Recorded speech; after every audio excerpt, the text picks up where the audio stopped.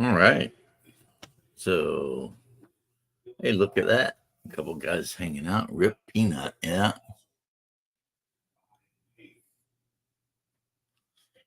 I have information about the, yeah. Yeah, Twitter. I was on Twitter last night, or maybe it was, no, it was last night. And man, the Twitter or the peanut memes were pretty outstanding. But then I actually looked into it and I was like, that really happened, like, because everybody's like, look at all the right wing guys getting all mad about, you know, the death of a squirrel. And I was like, I've ate a lot of squirrel and all, right? But then when I found out it was just some freaking know-it-all Karen wanted to get this guy's pet killed because the pet had more followers on Instagram than she did, or some shit like that. It's like, I was like, that is messed up. And then, I mean, if 5 or 6 armed people will come into your house, hold you hostage, basically, while they capture your pet squirrel, then remove it without any kind of anything, and then kill it. It's like, you really have to ask yourself, like, what kind of state do you live in where people can just do that? You would think there would at least be some paperwork and somebody would have to argue about it, and if you needed to get a lawyer, you could get a lawyer or something. I mean, there's Leth popping in. Hello. How's it going? Pretty good. Sounds like you just tripped over something. Nope. Sorry. New. I can't even say. It's a crappier mic. Don't worry about it. I'm glad to hear you're doing good. Yeah.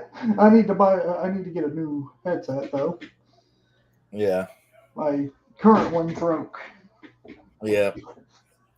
But yeah, the peanut, the squirrel thing, and there was also, I guess, a raccoon named Tony. Yeah, that happened. It's like, and I guess it was in New York City. And I'm just like, hey, what's up, Daniel? That, that could never happen in the South, because down here, I don't know. It possibly could. no, my Yeah, mom feds, raised man, a litter feds. of freaking raccoons.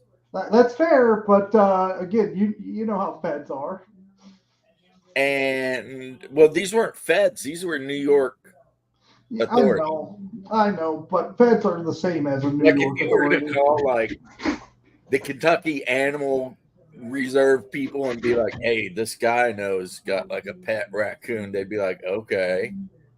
And that's like a And I Tuesday. mean, like, we got other shit to worry about. There's coyotes out here eating cows and shit. Like, Yeah, we ain't no. worried about the one guy on the planet in the area or whatever with a pet squirrel. That's insane.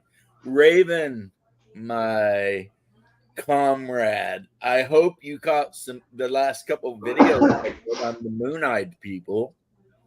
And if you have not, you need to look into the myths and stories of the moon-eyed people, who there is actual archaeological evidence existed, like 100%.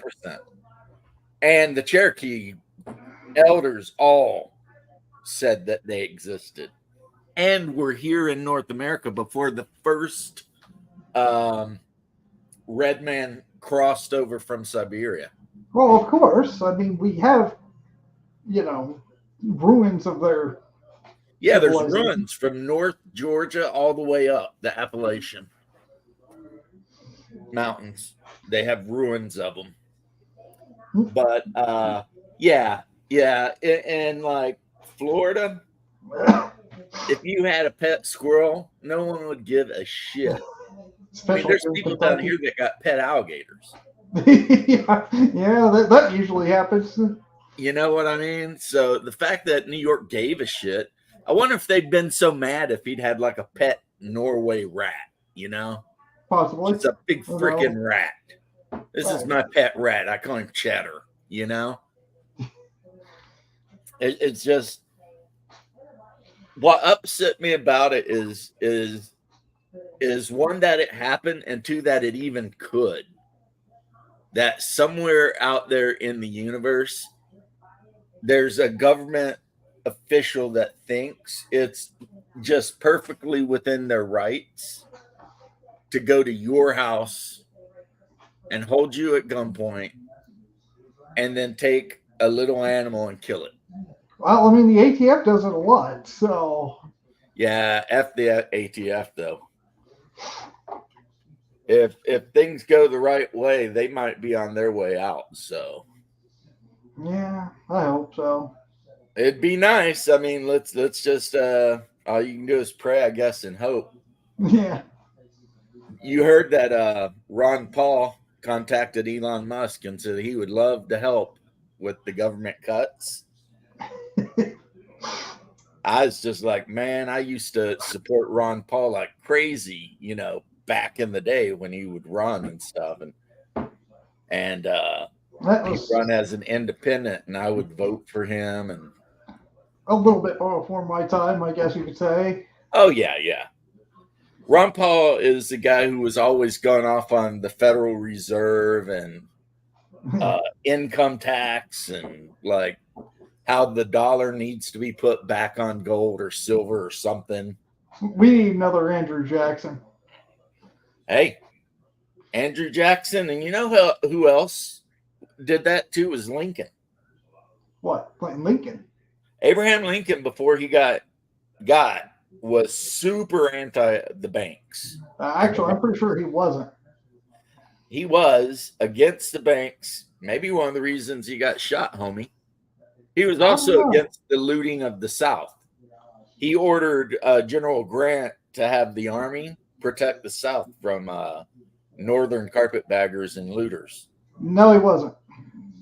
He And actually then, endorsed it with with Sherman. no, that's during the war. I mean, after the war, Oh, okay. carpetbaggers aren't Union soldiers. Union soldiers are Oh men yeah, who yeah. fought You're the talking war, right? carpetbaggers. Yeah, sorry. Carpetbaggers are just the people from up north who come down and offer you pennies on the dollar for property because you're starving to death. Yeah. And Lincoln wanted to stop that. And he told Grant to stop it. But then Lincoln got shot by some random guy. And then they tried to make up a lie that Booth was trying to make the South rise back up again. It was like, no. No. I mean, I know it might sound a little bit conspiratorial, but the South wasn't rising again. It was over. They were done. You know, they had marched out there. They had fought as hard as they could for 4 years straight.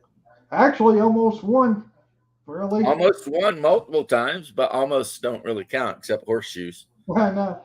And it was over. The war was over. You know, Lee had surrendered at Appomattox, and the only ones that were still fighting at that time were the Cherokee warriors, but they eventually even surrendered. So no, there was no let's reunite, and nah. There was no way to Lie, man. reunite It's after not even that. a hard lie to see through. You know what I mean? There was no way to reunite after that. Yeah, I mean the It was South was over. completely devastated. So, but anyway, Raven, the link is in there if you wanted to jump in with us and chat about, I don't know, moon-eyed people, Bigfoots, Sam Squatches, Or how about the flying wigs? We could talk about the flying wigs. Dogmen, Mm-mm. which I don't think my good buddy Leth here has to worry about dogmen too much. No. Yeah, I don't think they really get over to that side of the state too much. Seems to be something you only really hear people tell about in the very eastern parts of our state, and then like West Virginia. We get Sasquatch stories though. That's a thing. Yeah, Sasquatch, Sam Squatch, however. Yeah, you always the old Cherokee elders used to call him the hairy man of the woods. But yeah, you do get that. And then of course all the weird tells, in the mountains you got all the tells of like the washerwoman and the black dog and all that sort of thing. But I think those are all myths from like the Irish or the Scots Irish that came across the river or river the ocean with the immigrants and then kind of kept being told on. Mhm.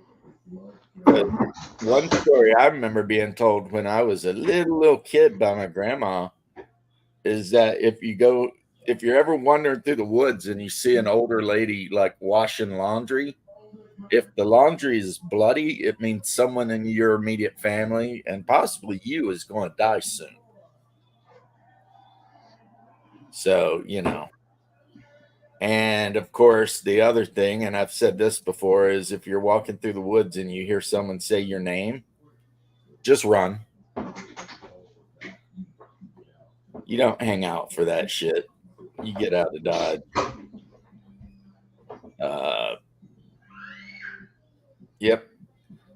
And the black dog will follow you. And the way you protect yourself from the black dog is you don't look at You know what? it. You don't look at it. Ah, okay. You just keep walking.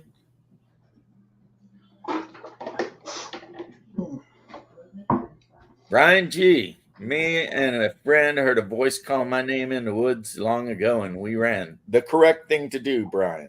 Yeah. Yep. That is like, see, I don't know if it's true or not because I live in this weird world where part of me wants to be a skeptic and believe in natural things. But when you live in certain parts of the world, there's just you can't ignore the supernatural things. Well, there are demons. I know that. Yeah, there are demons. That is a thing. Heck, Carlson apparently got attacked by one. You know that? What's that? Tucker Carlson got attacked by a demon. Well, I mean, I believe it. He would be a great target too, since people listen to him. Yeah. He was like he thought he was dreaming at one point, and he had like a big gash on his chest, and went to sleep and woke up and there was blood everywhere with the big gash on his chest. I see, that stuff. It does and can happen. Kamala is proof that demons exist. Like, I mean, all joking aside, but like, we've all seen the show Pumpkinhead. And if that didn't teach you a little bit about something, I don't know what would. But in the show Pumpkinhead, these people accidentally killed this hillbilly's son. So he goes way out in the middle of the woods and finds himself a witch out in the holler. And he makes a deal with her, and she summons pretty much a demon to wreak vengeance upon the people that wronged the man.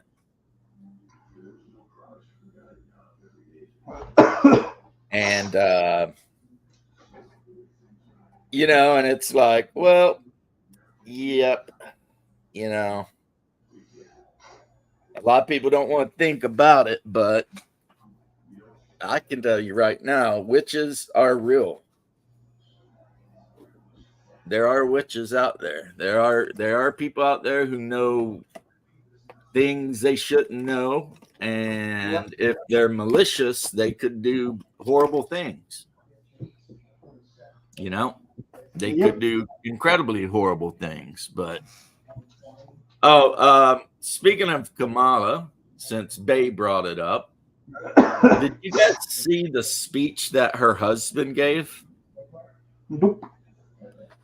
Oh, he was giving a speech, and I think he thought he was helping her out. But in the speech, he said something like, you know, when stuff is tough and blah, blah, blah, Kamala does what she always does. She just puts her head down and goes to work. Oh, that. Yeah, yeah, I heard about that. And it was like, Probably not the best thing to actually brag about. well, I like to think he didn't mean it. He probably thought he was helping, but knowing what we all know about her and how she rose to power in the first place, Poor choice of words. very poor choice of words. I'm sure. I don't know. Maybe he didn't hear it when he got home because he might have smacked the shit out of her. Yeah. There's that rumor flying around that I guess he went upside one of his girlfriend's heads or something. So our vampire game has been placed on hiatus for a couple weeks. Oh, well, that's sad. Well, there's a good reason though, and it's Okay. not anything I want to share too much, but the storyteller is just going through a lot of shit right now. Yeah. Real A life. lot like real life has jumped up and bit him in the ass. So that sucked. This last game, we had a really good time, and my wife joined me in using 5e instead of 2e, and it worked out pretty good. That's good. Yeah, I mean, not one is not necessarily greater than the other. It's just, it's just however you want to do it, really. It makes me really excited for my game. My gnome character's going to be fun. Well, and then here's what ended up happening. As soon as everybody was like, the game's gonna have to go on hiatus, Hungar and my brother-in-law and all that, they're basically all like, well, we can play One Ring, right? I was like, well, I guess we can. I One guess ring. so. And since the brother-in-law and Hungar both chose to play dwarves of the House of Durin, they were Right. talking about we should be brothers. Down in the deep where the dragon used to sleep. Yeah, all right. More like diggy diggy hole. Like diggy diggy hole. Yeah. So, yep. So the first game is going to have all of the players meeting in front of the front door of Master Baggins. Uh-oh. Yeah, because that's why they've all been summoned from their various homelands. Just a nerdy goblin. A nerdy goblin. But they've all been summoned Howdy. from their homelands to arrive at a certain time on the whatever day of, January of the year 21, whatever. So you get the idea, right? Yeah. And they're all going to show up, and then they're all going to have dinner with Bilbo, and over dinner, he's going to explain the situation and why they have been sent to help. I mean, at this time, Frodo will barely be, more than like 11 or 12 years old. So, but they might they might even encounter Frodo running around playing and stuff. Because it'll be after Bilbo had adopted Frodo, but before Bilbo's old and decides to go away. So, yeah. And then they will start off on the adventures from, I'm not going to say, because if one of the players is watching, I don't want them looking anything up. Yeah. But right now, the player character group is like 3 halflings from the Shire, a ranger from the north, 2 dwarves, and an elf, and a human from Dunland. Yeah, well, we're going to be playing hobbits, except in a realm where the hobbits should actually exist. Middle Earth. With our group, we got, so far that I know, we're going to have a my Gnomish Inventor Room Master, a Anarchist Mercenary, and I'm not exactly sure about the third guy. He's been waffling around between I guess you could say, a Dwarf Ranger or some kind of mage. Yeah, I would say Hungar's character, the way his skills are spent, he if he were a D&D character, he would probably be closer to a ranger than he would be to a fighter. Because he's got a lot of survival and perception and hunting and fire starting, etc., that kind of stuff. So most of your time's going to be spent out in the wilderness. Yep. Yeah. So, and his idea is that him and the brother-in-law, they will be twin brothers like Feely and Keely. Because dwarves a lot of times tend to have triplets. Yeah. When they do have children. So they're going to look identical. Except, and Durin will be their uncle. And they're from the Blue Mountains, which is to the west of the Shire. They didn't want to be related to Bowick. Well, they could have been related to Dane of the Iron Hills. Thorin Oakenshield was actually related to Durin, which is why the Balrog's nickname is Durin's Bane. Yeah. Did everybody vote yet? I did the other day, I think. We're going to tomorrow. My nephew came down and he had a short lead because he's getting ready to go to sea. So he'd never voted. So we took him, and since our house is his home address, since he don't actually have a home. What is my advice on a rifle for deer hunting? 700, yeah. Remington. Yeah, Remington 700.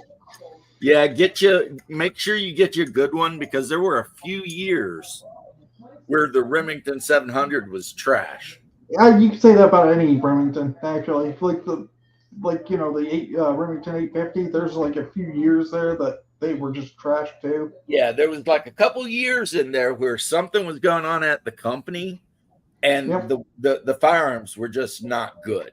Or if you don't mind the price of the ammo, you could also go with a Mauser K98. Yeah, you can get a surplus Mauser for a few $100, and like I got one. It was a surplus, but it was a Serbian-made one. Made it as a Stava, but that thing would drive nails. And of course, man, never sleep on the good old 30-06. Yeah. Oh, yeah. Like that, you could actually probably go into the CMP program Yeah, You know, see, your the dad was CMP. just like, yeah, 30x6. Your dad's not wrong. Yeah, Your dad actually, sounds like a very smart guy. one thing you could do if you don't mind spending $700 on one, get into the CMP program and they'll mail you what's it called? An M1 Grand. Yeah, there's there are programs that run. I've heard of that. But yeah, Springfield bolt action 30x6, there's literally nothing in North America that would not kill. Yeah. And of course, a Remington 700, same thing. Yep. 308. I think the 30x6 edges it out a little bit in hitting power, but it's not so much that. No, it's not much of a difference. Yeah, it's not that much of a difference that it's like, oh my God, it's not like a 380 versus a 9mm. There's an obvious issue there, but yeah, good Springfield 30x6 shouldn't even cost you very much. Also, for companies to look into, don't sleep on Savage. Savage has been putting out some decent, relatively affordable bolt action rifles in multiple calibers. So, it doesn't just have to always be Springfield, Remington. I mean, there's a couple of other companies out there that are making some very serviceable hunting equipment, as I call them, hunting tools. Hunting tools, because that's what they are. They're tools for hunting. He has an old school one. He told me I could have it. Lucky. Yeah. Yeah, the Springfield 30-06, that was like our weapon of choice in World War One. And then in World War II, that's what they issued snipers. True. I think one branch still used Springfield for a little bit into World War II, but yeah, not just for snipers. Because, I mean, a 30-06 is just, it's a good round. It's a good round. There's a reason it was such a, I mean, popular round. We went with the 308s. I think that was more to be in appeasement with NATO and everything. Yeah. But the 30-06 for the longest time, that was America's round. That was what we used. And yeah, a good 30-06 and a good scope on it. 500 yards, you'll drop a whitetail like nothing, Yep. Like I said, the hardest part of hunting when I was a kid was dragging the deer back to where we could get it down the hill, They would be heavy as shit, even if you drop the offal and everything, you're dragging this thing and it weighs 200 pounds. It's like, plus all the gear you brought out. So it's like, yeah, team effort, but then you split it and you both fill up a quarter of your stand-up cooler, by the time you because we never threw any bit of it away, like the meat. Anything that you wouldn't normally eat, we made sausage out of. So the only thing with that is if you're going to make sausage out of venison, you make it 50% venison and 50% fatback or pork belly. Because the venison is so lean that if you try to make sausage out of it, it'll just crumble. It won't actually have a consistency like sausage. Got a deer last year with the Smith & Wesson 629-44 Magnum. Well, yeah, if you're at if you're at a pretty short range and you're really good with a handgun, a 44 Magnum will drop a deer. I mean, it'll pretty much drop anything in North America too. I mean, and I'm including polar bears in that mathematics. You gotta be kind of careful on that one, I'd say, but yeah, you could possibly do it. When I went to Alaska, everyone up there was carrying like 44s, 45s, and 357 Magnums. It makes sense, yeah. And like you're out on the river fishing for salmon or whatever, and everyone's got some kind of high power sidearm. because I mean, bear. I mean, a lot of times a bear will just sit down at the end of the river and watch you, and you're thinking, well, that's cool. The bear's down there. He's It's just doing his thing. You're doing your thing, and it's wonderful. You're out in nature. But sometimes bear like could just any attack. animal, you don't know. Yep. You can never be 100% sure what that bear's intentions are going to be. I wonder if anybody takes a 45-70 government pistol. 45-70, never seen it. Couldn't Never say. seen it. Oh man. I know a popular sidearm up there was it's lever action, and it was like they called it a scout rifle. It was a lever action rifle, and it shot rounds that were like that big. That might be a 45-70 lever action. Yeah, it shot rounds that made like 30-06 look like little baby bullets. Yeah. But the whole point of that rifle was they called it a guide rifle because if you were guiding hunters or fishers through the wilderness and you wandered up on something, you wanted something that 100% would drop anything. Yeah. But His intentions might just be unbearably bad. I don't know. My pops has some rifles. He said he might, leave off to me if he ever passes, and I hope he never does. But not a Springfield 30-06, unfortunately. So, but my pops isn't a hunter. So most of the rifles he has is more or less for varmint shooting, My dad, he doesn't have much any either. His only gun is like a old breech loading rifle that he got from his grandpa. Oh, like a spring, like a what's it called, Spencer? That might be a Spencer. I can't remember. Yeah, the kind that you do thing and you put the bullet in the back and then you put the thing and cock the hammer. Nope. It pops out and then you just put the bullet in and then you just pop back in. Yeah, that might be one of those old. There was a couple of designs they had made during the Civil War era that were like that. I see you, Bruce. Not a Civil War one though.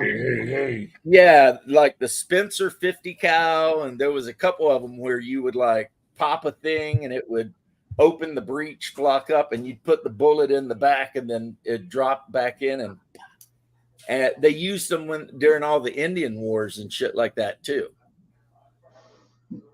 Those breech loader rifles, that was like considered to be a huge like step up over a musket. I mean, it is, because you can lay in a prone position and fire it without having to, wrestle a 6-foot long musket, right? My papa, he only had like I think like a pistol and a shotgun. Bay, I don't know who you are, but I live in America. We specialize in the best unhealth care plan this world has ever seen. Well, no, not really. We're not nearly as bad as Muslims. 240 million dead on their own accord. The best non-healthcare system.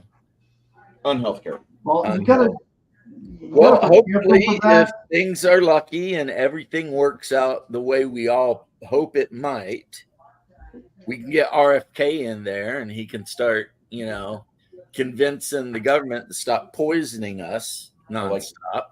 I love the idea of MAHA, Make America Healthy Again. Yep, Make America Healthy Again. That's Bobby Kennedy's whole deal. Yeah. And that's what I was telling people. If you are undecided about who to vote for, just remember, if you vote the Trump ticket, you're getting 7 people, any one of which would be a better president than the other ticket. True. Because you're getting Trump, Vance, Musk, Ron Paul is on the deal now, and Bobby Kennedy and Tulsi Gabbard. Any one of them would be better than, so it's like, it shouldn't be that big of a choice, really. But this is America, and never, ever, never underestimate the stupidity of all of us. I used to have a demotivational poster a long while back, and it said, "Remember, no one is as stupid as all of us." I always liked the whole what was it quote from Tommy Lee Jones and Men in Black. A person is smart. People are stupid. That, I think, is what the whole thing was. Yeah. Because one person might be stupid, but if you get a bunch of people all together, they'll be dumb as shit. They're guaranteed to be the dumbest fucking thing, and they have bad ideas. Tulsi is a babe, says Bay. For those of you who can't see the Twitch chat. Twitter guys, Bay, you are correct, sir. And she always has been. I don't value her opinion on firearms. Well, she has said some stuff about firearms that was not like terrible whatever. Recently. But that was also back when she was a full-blown running for the presidency of the Democrat Party. Yeah.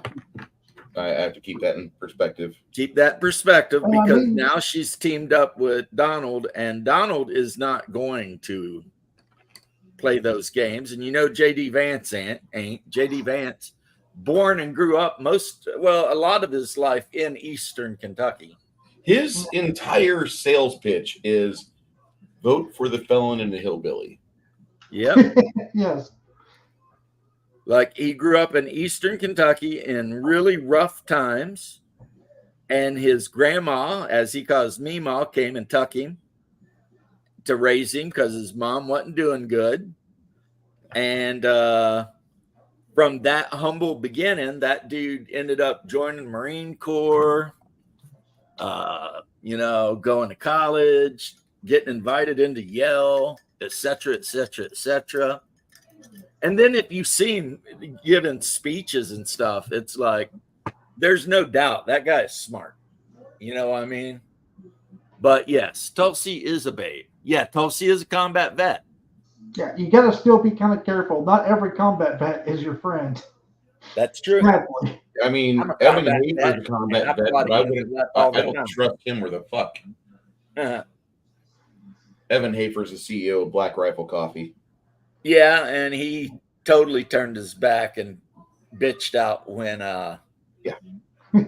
the what's his name happened. When Kyle Rittenhouse happened, he became a cuck. He sat in a chair. Yep, he cucked right out. We don't. He showed his true colors, and it was like, "Yep, you're done." I mean, I knew something was fucking wrong with Evan Hafer, because like he would do these really neat like videos from the wilds of Montana, and he would show you how to use your aerator press on a camping trip, so you can make good coffee on a camping trip. But then, like, he would have his coffee, and then the fucker would drink an IPA, and I'm like, what fucking communist? Like, what type of fucking freedom-loving American would want to have an IPA? Miserable. The only person I know of that drinks IPAs, like personally, is my brother-in-law, and he is practically a communist. Yeah, I don't think normal people like that shit. He is a straight-up Bernie bro. The only IPA I drunk, like by my own volition, was called Florida Man, because it was made like in Ybor City, and it tastes like lemonade to me. Have you tried Blackout Coffee? Yes. My brother bought me a whole bag of it. Yeah, that stuff's fucking good. I'm going to be getting more of that here. I've got a fucking a code for people to get 10% off on it, but those guys are great. Yeah, my wife, and this is my problem, but I freaking basically introduced her to Bustelo. About Blackout Coffee, those people who mistake that for Black Rifle Coffee and get on to like other gun tubers for advertising for them. Blackout Coffee is a little too close to Black Rifle Coffee for the name. Too many people think that you give them Blackout Coffee. Oh, it's Black Rifle Coffee. No, it's not. No. Bustelo is pretty much. I got my wife buying the freeze-dried bricks of Puerto Rican espresso. Which, when I was in the fire department, since my engineer was Puerto Rican, that's what he liked to drink. And then kind of, you know how things go, like, but if it's on sale, because she only buys stuff that's on sale, because I have a good wife that does not blow money ever on anything. She will buy Javalia because she likes Javalia. I I've buy never- whatever she. Yep. See that's Bay. That's my wife. When she goes into Publix, the first thing she's looking for is what is buy one get one free. If it's not buy one get one free, she don't buy it. And sometimes I have to remind her, but we can't afford this if you really wanted it. She's like, nope, I'll wait. And she will. She has great discipline when it comes to putting off getting whatever she wants, Like if she wanted a particular thing and she knew she could get it much cheaper if she waited 6 months, she'd wait 6 months. What do they call that? Delayed gratification? Yep. Yeah, the patch guy. Yeah, everybody's like, Crenshaw, Dan Crenshaw. yeah. Fuck What? that guy. Yeah, basically, that's pretty much what everyone says about that guy. What? Fuck Dan that guy. Crenshaw's missing an eye. He's supposed to be a Navy SEAL, etc. All this shit. Well, I mean, he is a Navy SEAL, Yeah. but he's like just a total bitch. Oh yeah, definitely. And it's like, what? Why? No. And that just goes to show you that just because somebody's a combat vet doesn't mean Yeah. Again, they're on your side. they're on your side. I mean, Yeah, I mean, it's the same thing. Like, a lot of people make fun of Navy because they think gay people. I never had another man anywhere near my asshole, and I need to fix that because I got to get my fucking prostate checked. okay. That Because was I'm getting ready to turn 50, but no, most Navy people are not gay.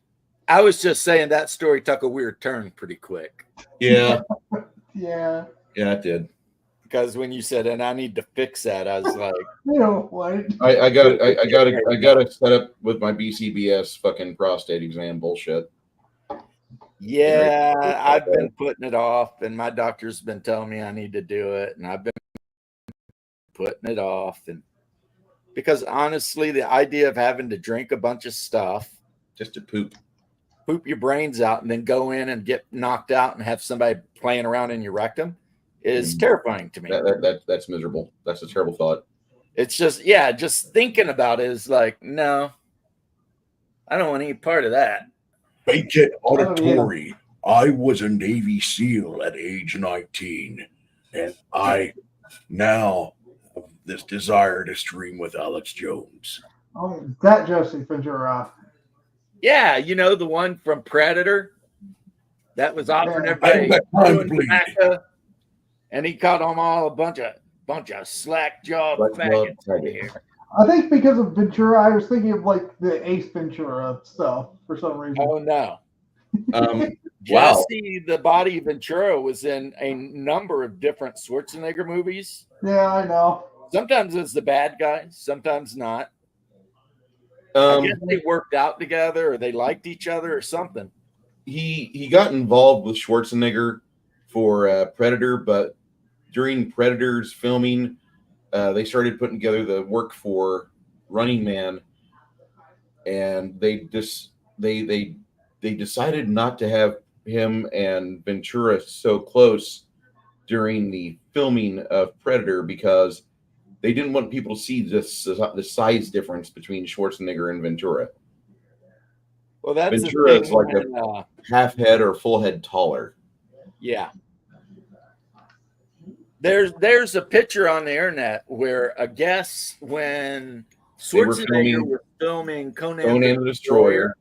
He had Kareem Chamberlain on one side. Abdul-Jabbar was on there, but Andre the Giant was filming something.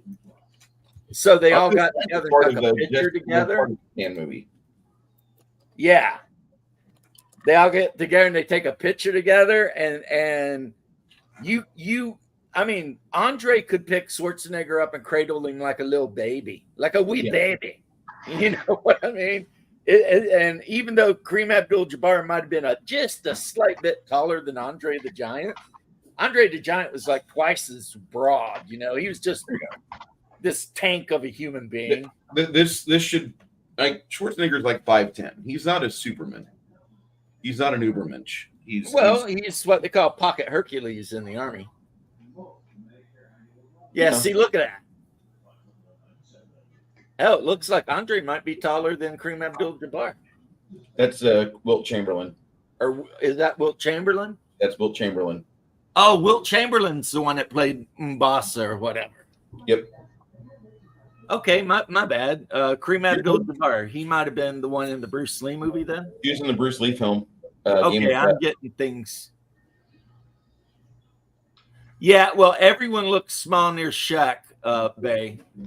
One of the guys I used to work with, he was a fishing and hunting guide for Shaquille O'Neal because, you know, I lived in the Orlando area, as you know.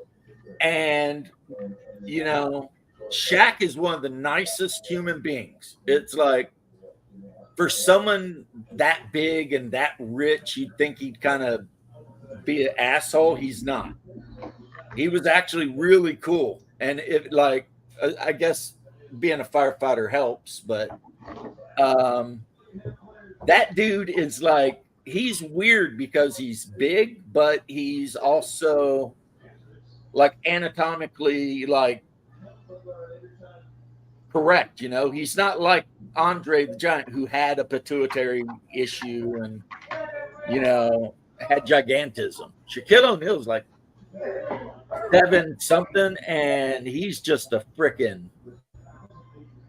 beast, just a big guy, but super nice. Super nice guy. He His seems mom like lives not too far from me. Oh yeah, well, you know, like what's her name said from Golden Girls, they always say man up or have some balls, and she never could understand that because balls are very sensitive. If you kick somebody in them, they'll be like crumpled over. They should say be tough, you know, like a vagina, because a vagina can take a beating and come out the other end just fine. A vagina is tough. A vagina can take a pounding. Balls are sensitive. You breathe on one the wrong way and a man's crippled. God, yeah, right? I That miss crazy old broad. But yeah, and I think he works somewhere up in Carolina as like I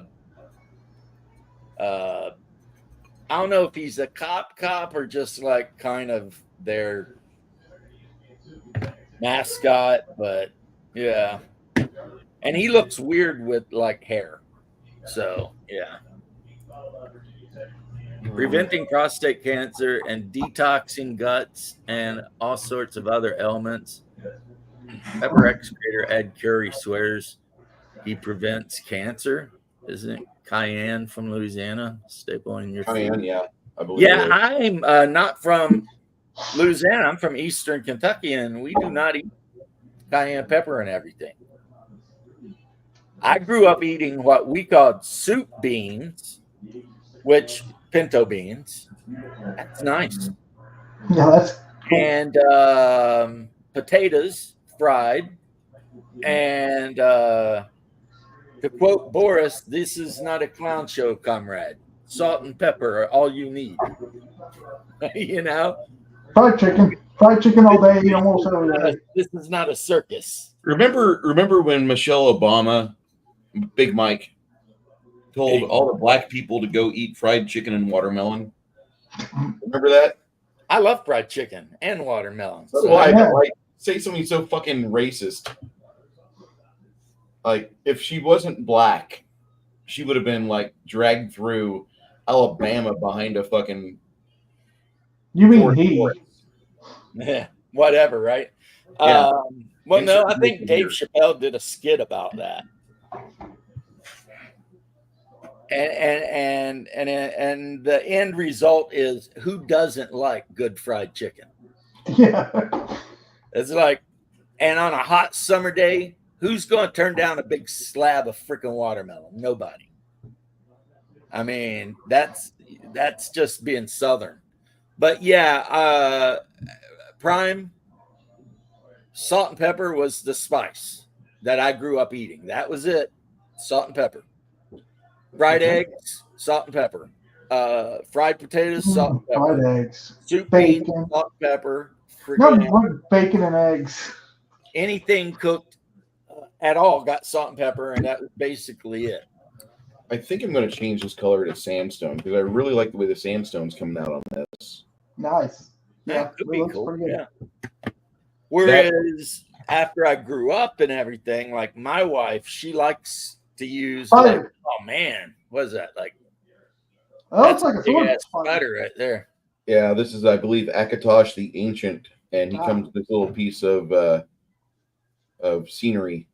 Nice. So it's a Reaper fig. I know a lot of people don't buy figs anymore; they print them out. But I thought I will if I want, those are the front if legs. it's Okay. worth more to me than trying to find something to print. I mean, just depends on whether I'm feeling like lazy or not. The day Betty White died, America died a little bit, for our queen had passed away on that mournful day. Yeah, Betty White was definitely something. And I'll tell you something too. This might sound a little bit perverse, but if you go back to like the 1930s or 40s and look her up, you're gonna like fucking get a she wank did some off. risque ass stuff. You're gonna pound your flesh weasel if you see that. Yeah, it's going to be a thing. Like she did some layouts that look like pinup girls from like the noses of bombers and stuff. She was something. I mean, she was never a bad looking woman, not even when she was like 70. But When she was in her 90s, she still looked approachable. Right. Not like you're not gonna fuck her, but I mean, she wasn't hideous. She was pleasant, and She her looked like fucking a really nice old lady. yeah, she still looked like a decent looking old woman, you know? Yeah. She didn't look like a hag or anything. But and the woman was a comedic genius. Yeah, she was. When she was young, she was a comedic genius. Well, when she was old, she was, but like she was always like she had great timing, told great jokes, was hot back in when she was younger. What was your favorite role she did? Probably Golden Girls, honestly. Okay. She kind of played the ditzy one. Yep, I liked her. And then you had the Southern one that was always dating a lot. And then you had the grandma that was like the feisty Sicilian. Mm-hmm. Yeah. And then there's Maude. Well, different show, but same actress. So, yep. Golden Girls. But she was in like actual Hollywood movies and stuff too. You know, from back in the theater or the studio days. So I watched Late Night with the Devil recently. And it scared the shit out of me. I'm not afraid to say. My wife was listening to somebody crying their eyes out in the other room. I can hear it. Oh, the crazy liberal that was sad because her dad voted for Trump and she was going to disown him. It's like, you're disowning him. He's not disowning you. Like, what's wrong with you? Whatever. So back to game related stuff. Yes, I'll be running Blanche was my GIL. Yeah, your GILF. Blanche. So I'll be running the One Ring, and I've already made videos if you're interested in it, how that works. But it's pretty simple, and hopefully the players will survive because, like Middle Earth role playing, it can be very, very deadly, but without having to look at lots of charts to figure out why. It's just got a really simple rule, which is if an attacker rolls good enough, they cause a penetrating hit, which means it ignores your armor. And you have to roll versus the lethality of the weapon. So basically, like a saving throw. And if you don't, you take a wound. And then you're at a penalty for everything you're doing because you're bleeding, you know? Somebody stabbed you, right? If you take a second wound, you're on the ground dying. And if somebody doesn't patch you up and drag you out of the battle quick enough, you'll bleed out. But if you take 2 wounds and they do save you, you could have to roll on a chart and see what your permanent injury is. Hey, Shark, how you doing, homie? Hello, Shark. Hoorah! Hoorah! That's right. We've got the Marine in here. We've got the guy responsible for giving the Marines rides all over the place in here. And then me. And weren't you a trench digger? Hey, Shark, how you doing, sir? I think Shark was a rifleman and I was an infantryman, which I believe is the same thing, but the Marines got to be special. Yeah, I mean, before Marines, anything else, he's got to be fucking a rifleman. Well, yeah, like they're all infantry, and then some of them have specializations, and others of them just out fucking standing, sir. Yeah. Some of them were just super grunts. But if I remember, Shark might have been a rifleman, but maybe not. I don't know. But when I joined the Army was in late 88, early 89, and they had an MOS 11 Mike, 11M, and that was mechanized infantry. We had our own MOS. And they eventually, before I even got out of the military, got rid of the 11 Mike designation and changed us all to 11 Bravos because they realized that it didn't really take much to teach a guy how to drive a Bradley, you know? So there was no reason to have an entire designation that anyone could do. And it turned out, yeah, anyone can jump out of the back of a Bradley, and with about 20 minutes of training, anyone can drive it. Anyone can fire the main gun. I mean, it's just not that big of a deal. So they got rid of the whole MOS. But I was what they would call an 11M-10 until I got promoted and become an 11M-20. But then I got demoted and become an 11M-10. And then I got demoted and then promoted some more. And then I become an 11 Bravo-10. And that's after I lost being a corporal, but then they made me a specialist, and specialists are -10, but corporals, because they're NCOs, are -20s. Now I heard that the Marine Corps is going to be getting away from cavalry.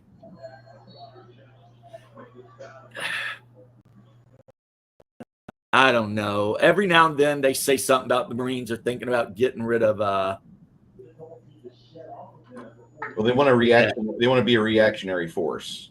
Yeah, every now and then the Marines are like, "We're going to get rid of all of our tanks," and it's like, if I were still in the Army, I'd be like, "Don't get rid of all your tanks," because that just means every time you go somewhere, you're going to call us. Because the Army ain't getting rid of our tanks. We're building new tanks. You know what I mean? We're like, we're going to make some more tanks. That's what we do. So, more tanks. I mean, if you need a small group of highly motivated men to go somewhere and F some shit up, the Marines are your boys. I mean, if you need something you need someone killed, something blown up, or somebody impregnated, the USMC is it. Yeah. But if you want to fight like an actual real war, you got to call in the Army. because we got the numbers. We can do it. Need the ground pounders. Yeah, the Marines are an elite formation. They're like basically the Marines are like our Rangers, except a whole damn bunch of them. And so everybody's got respect for the U.S. Marines. Anybody that's ever fought alongside them or trained with them, which I have, got respect for those guys.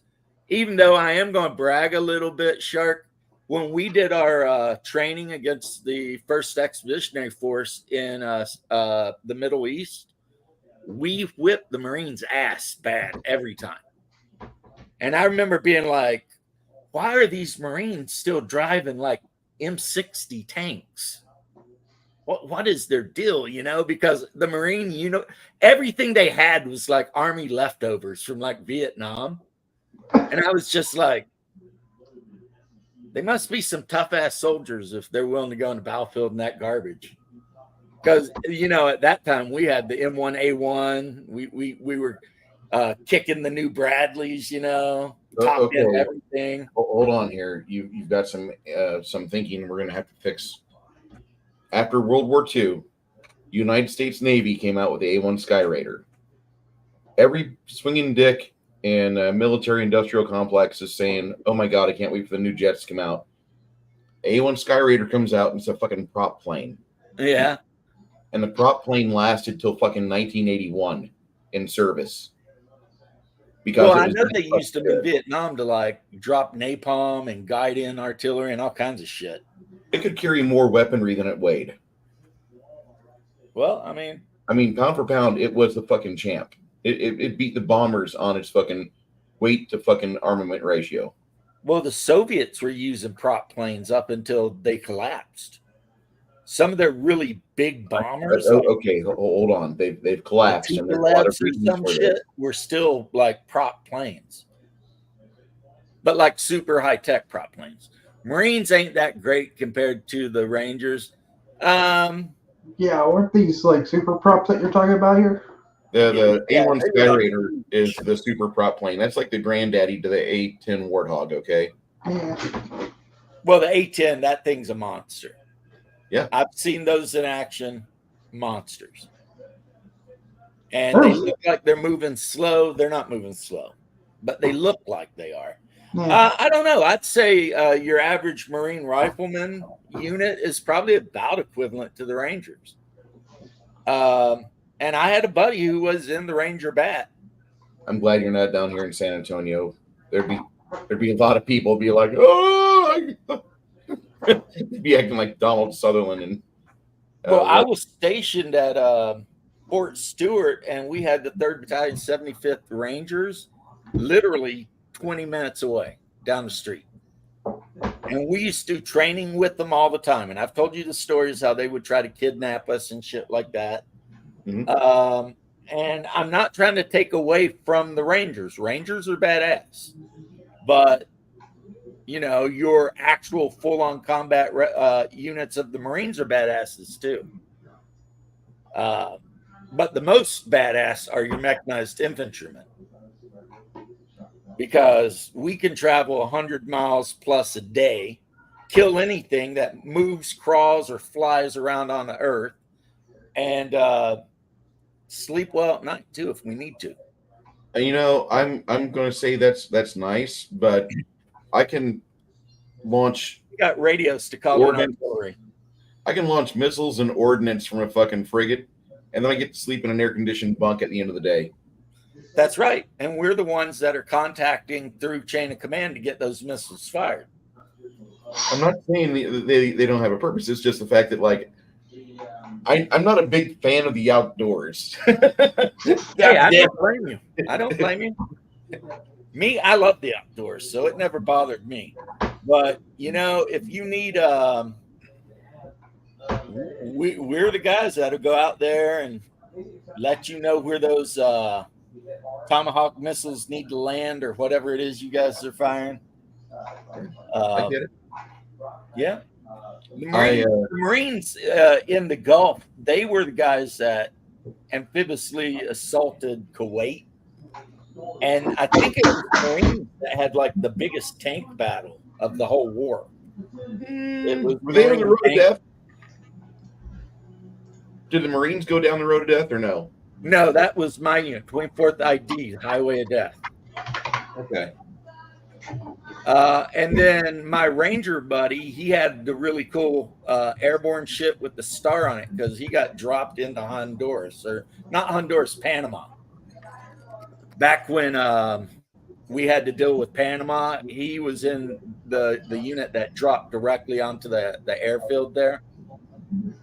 And there were armored vehicles on the airfield, and it was all just the Rangers. So they were engaging armored vehicles with like infantry anti-tank weapons, but they took the airfield quick. You know what I mean? By the time the Panamanians knew what was up, it was done. You know, and that's what Rangers do. You know, night jump at 500 feet directly into the enemy.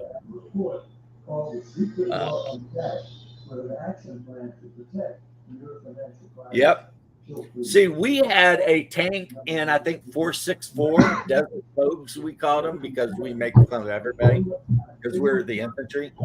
And one of those tanks took like 3 direct hits off the front slope of the turret. And I remember everybody was talking to the guys, and they said, other than ringing their bell a little bit, what a big deal. But I don't know what kind of Soviet era tank it was that shot them. Was it a T-55?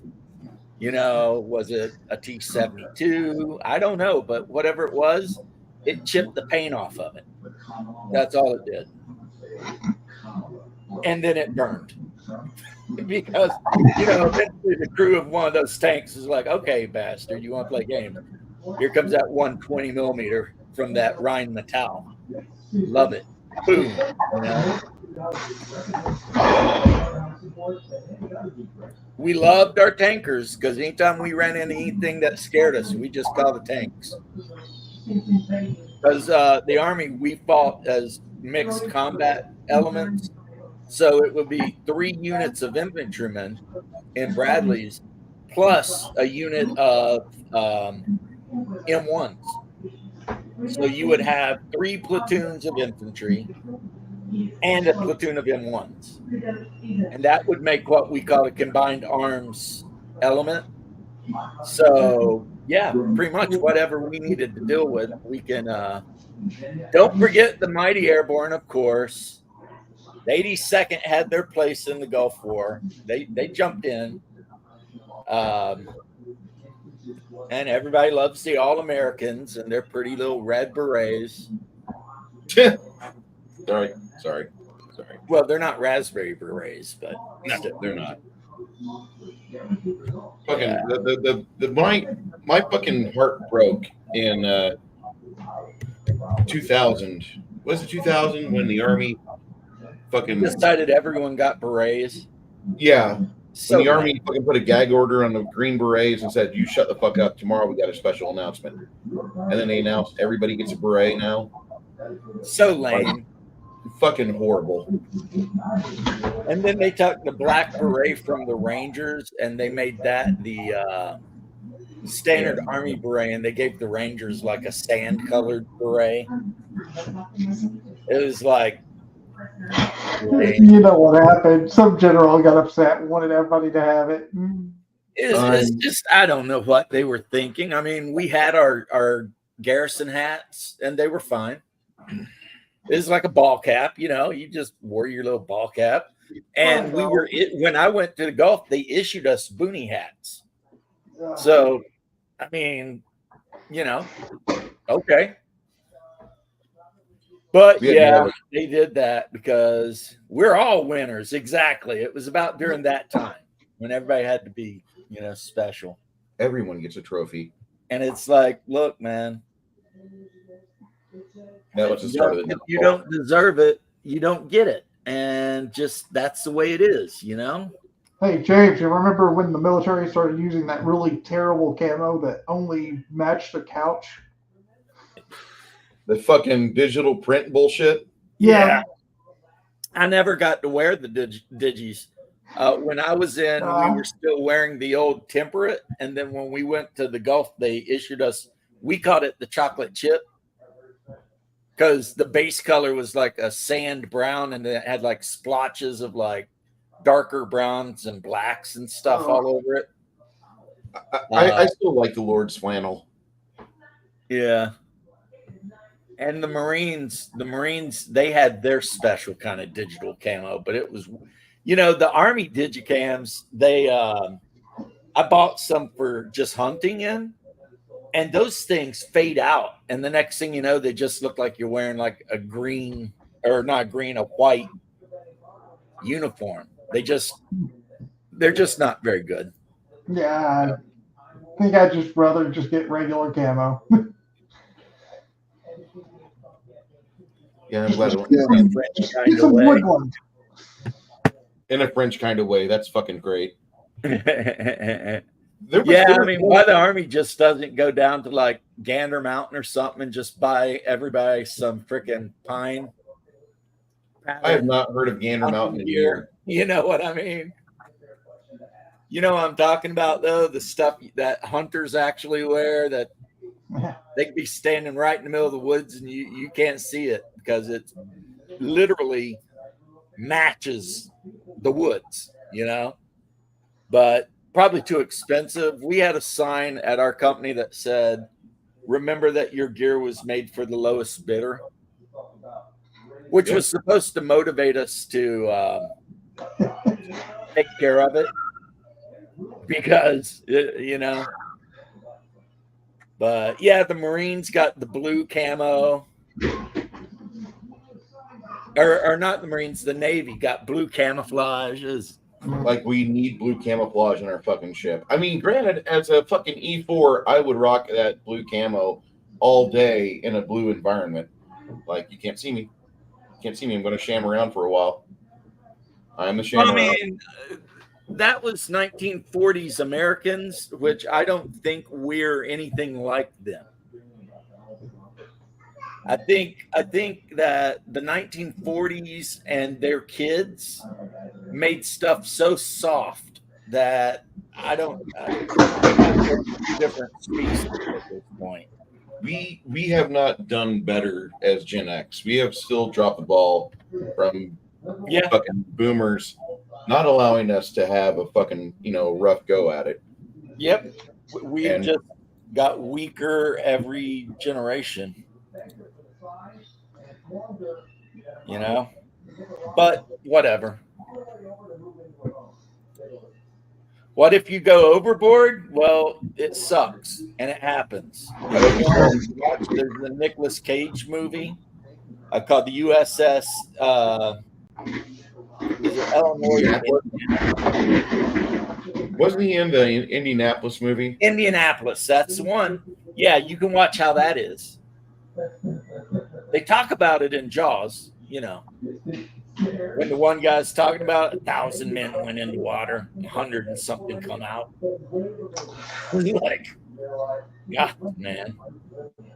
Because somebody miscommunicated with somebody and didn't tell somebody something.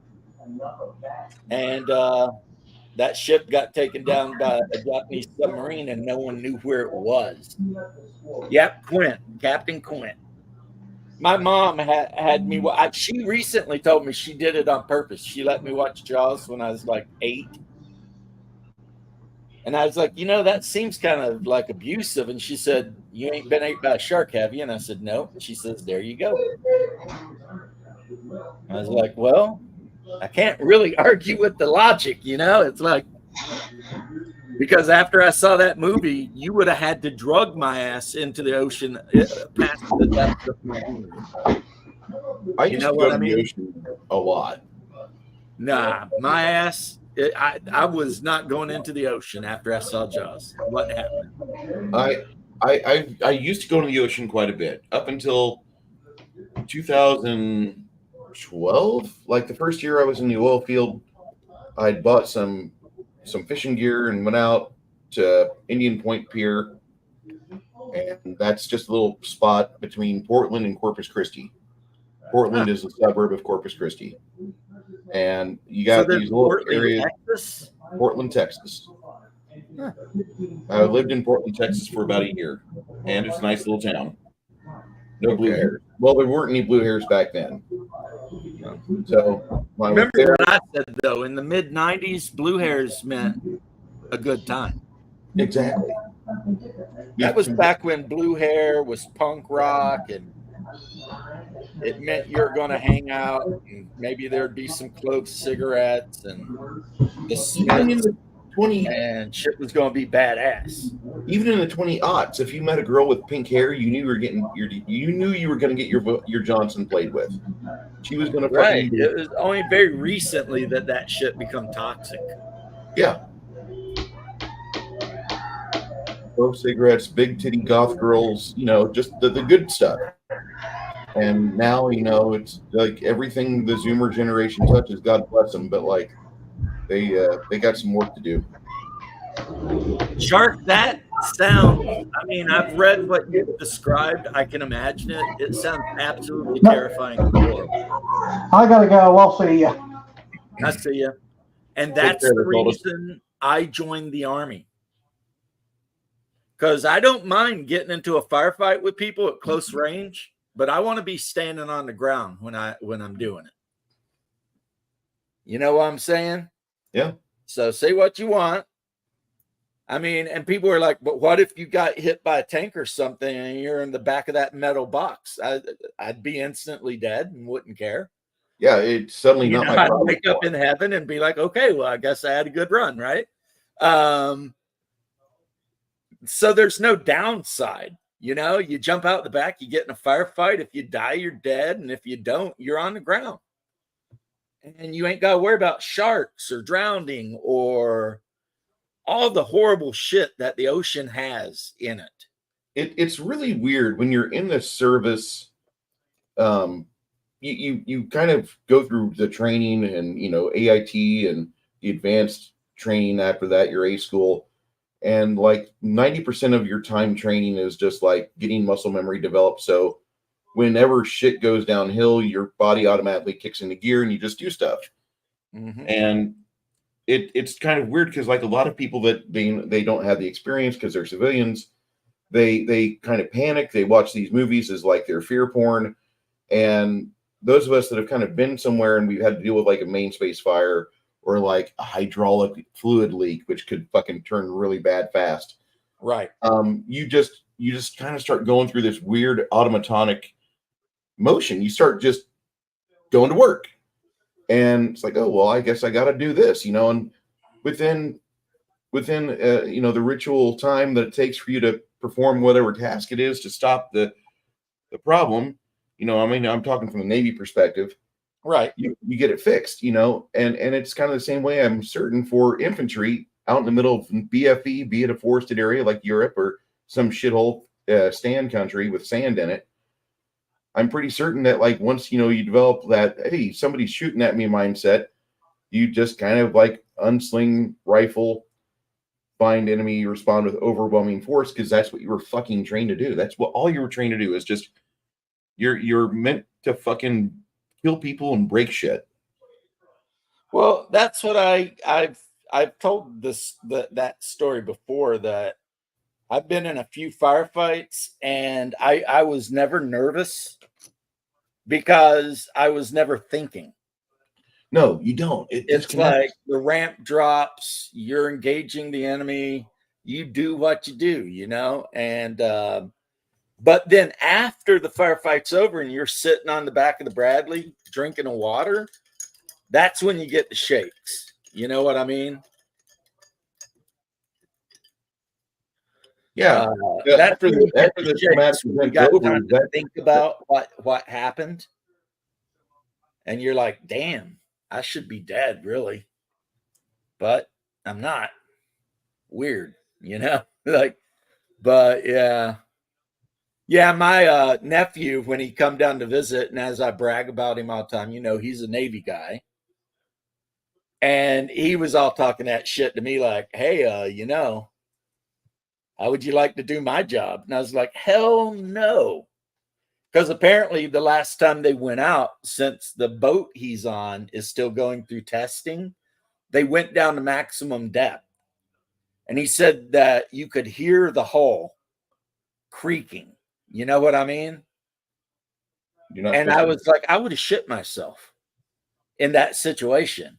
And he's like, nah, it's all right. I managed to get to bed okay. And I'm like, see, you submarine guys are like a special kind of freaking crazy, because I don't even know what maximum depth on a modern submarine even is. But when the hull's flexing and, all that kind of shit, I'm Yeah. like, no, thank you.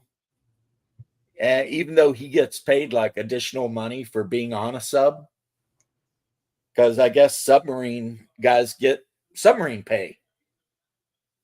However deep he was, I know it's one of the Ohio class subs, and however deep he was, yeah, he said the hull was creaking and flexing and, all that kind of shit. And he's an officer. So for his part of the shift, he was down on the in the engine room because he's a nuke tech. So he has a bunch of enlisted men who are nuke techs that work for him, and then he works for another guy higher ranked than him. And so they all have to do their little work packets and all this shit. And he was describing it to me, and he was just laughing about it, like, nah, it's okay. And I'm like, no, I'm not a cowardly man by any means, but, and he said, hey, one of two things is going to happen. The sub will be fine, or I'll instantly die when an implosion happens. And I was like, well, yeah, I guess that's pretty much how it'll work.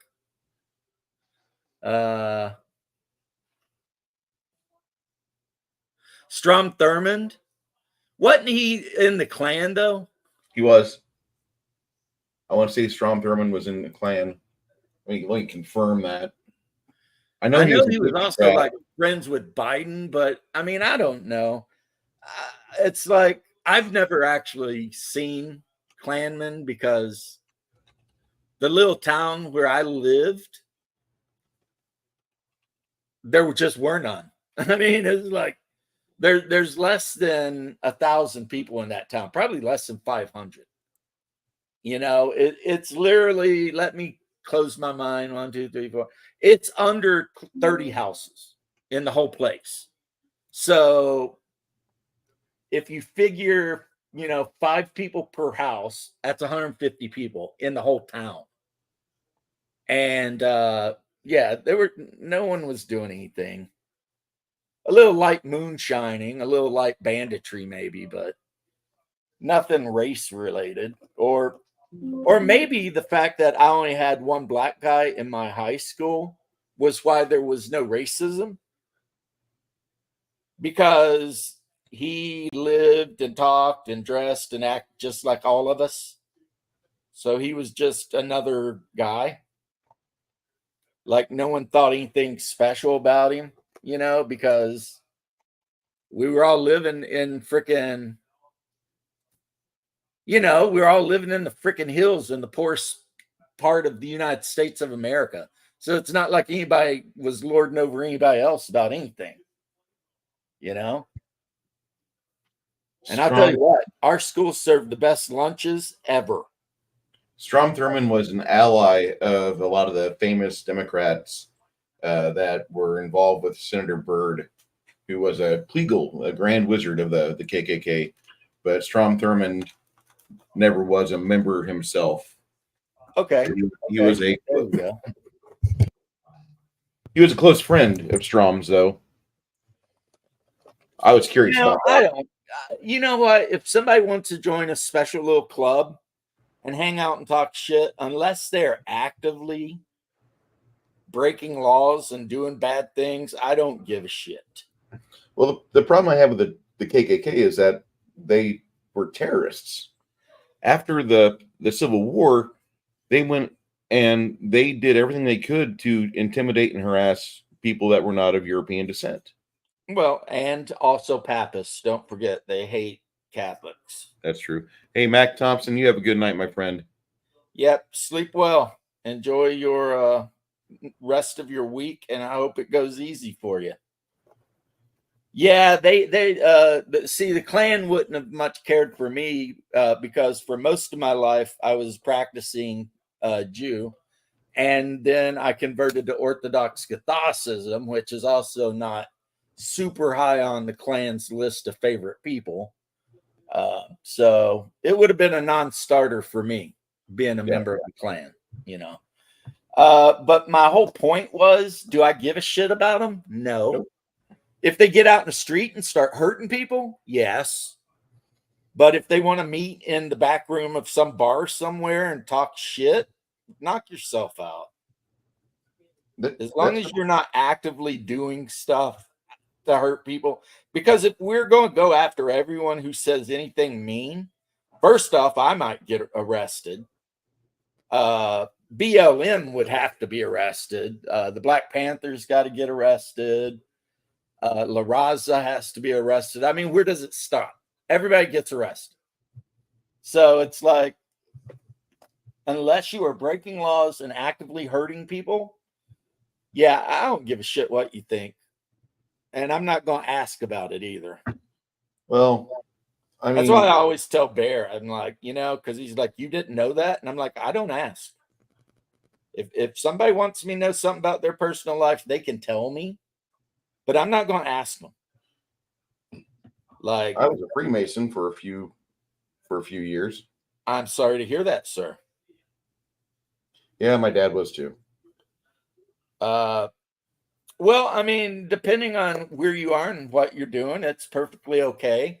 Yeah, I joined. I'm sorry to hear that like that. I joined so I could be a cop. Yeah, see, here's the thing. Before I converted, I wouldn't have gave a shit. I would have had zero opinion about it. But after my conversion, now I have opinions because, you know, I've talked to priests and stuff, and the Orthodox Church is incredibly anti-Freemasonry. Like, you cannot be a member of the Orthodox Church and be a Freemason. It's like, if you're a Freemason and your church finds out, you will be excommunicated. You will be done. Yeah. Because Orthodoxy kind of considers Freemasonry to be basically Satanism. So yeah, we don't know that shit. I've got my own theories about it. I believe, like a lot of guys that are in like the junior ranks, like third degree and less, like I am, I believe a lot of them feel like it's a force for good. It helps out the local community, blah, blah, blah, blah. I think the higher up you go, the more you're going to turn into some piece of shit like Andrew Pike or Andrew Weiship, who both of them, if I find myself in hell at the end of all this, I'm going to piss on their corpses every fucking second of eternity. And ad nauseum and Jeff, you're both right. Yes. But see, Orthodoxy banned them in 33 AD. So I think he's got the Austrian painter beat for banning them. But yeah, Jeff, we should never judge people from the past by our standards, because our standards change every 15 minutes these days, right? So it's kind of hard to, yeah, it's kind of hard to be all like, hell, what do we even know about anything? And here I am now talking nice about Tulsi Gabbard, you know, like fucking 2 years ago. Oh, that fucking anti-gun bitch, blah, blah, blah, blah.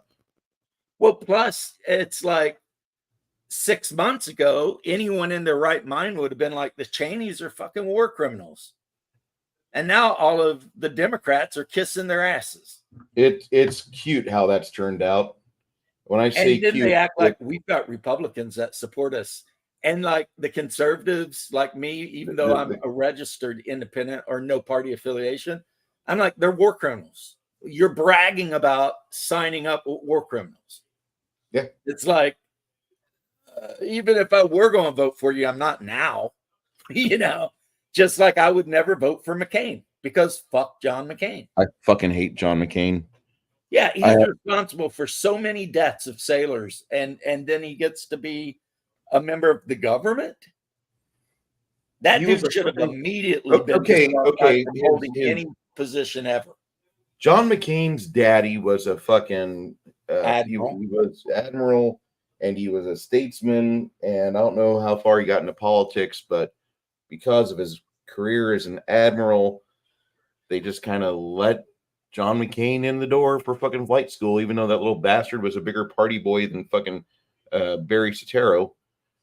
And Well, John McCain's got almost sunk the freaking he almost sunk the fucking Forrestal. the But forest. before that, before he even got on the Forrestal, he started his military career of destroying United States property by crashing a fucking trainer plane in Nueces County Bay. So I mean, west of where I'm at, which is basically nepotism at its best. Yeah, he is completely failing forward. He was all the failing forward bullshit is completely that he's going to be like the greatest example of why you just don't let anybody in. You have to have standards and meritocracy. Yeah, and you're right.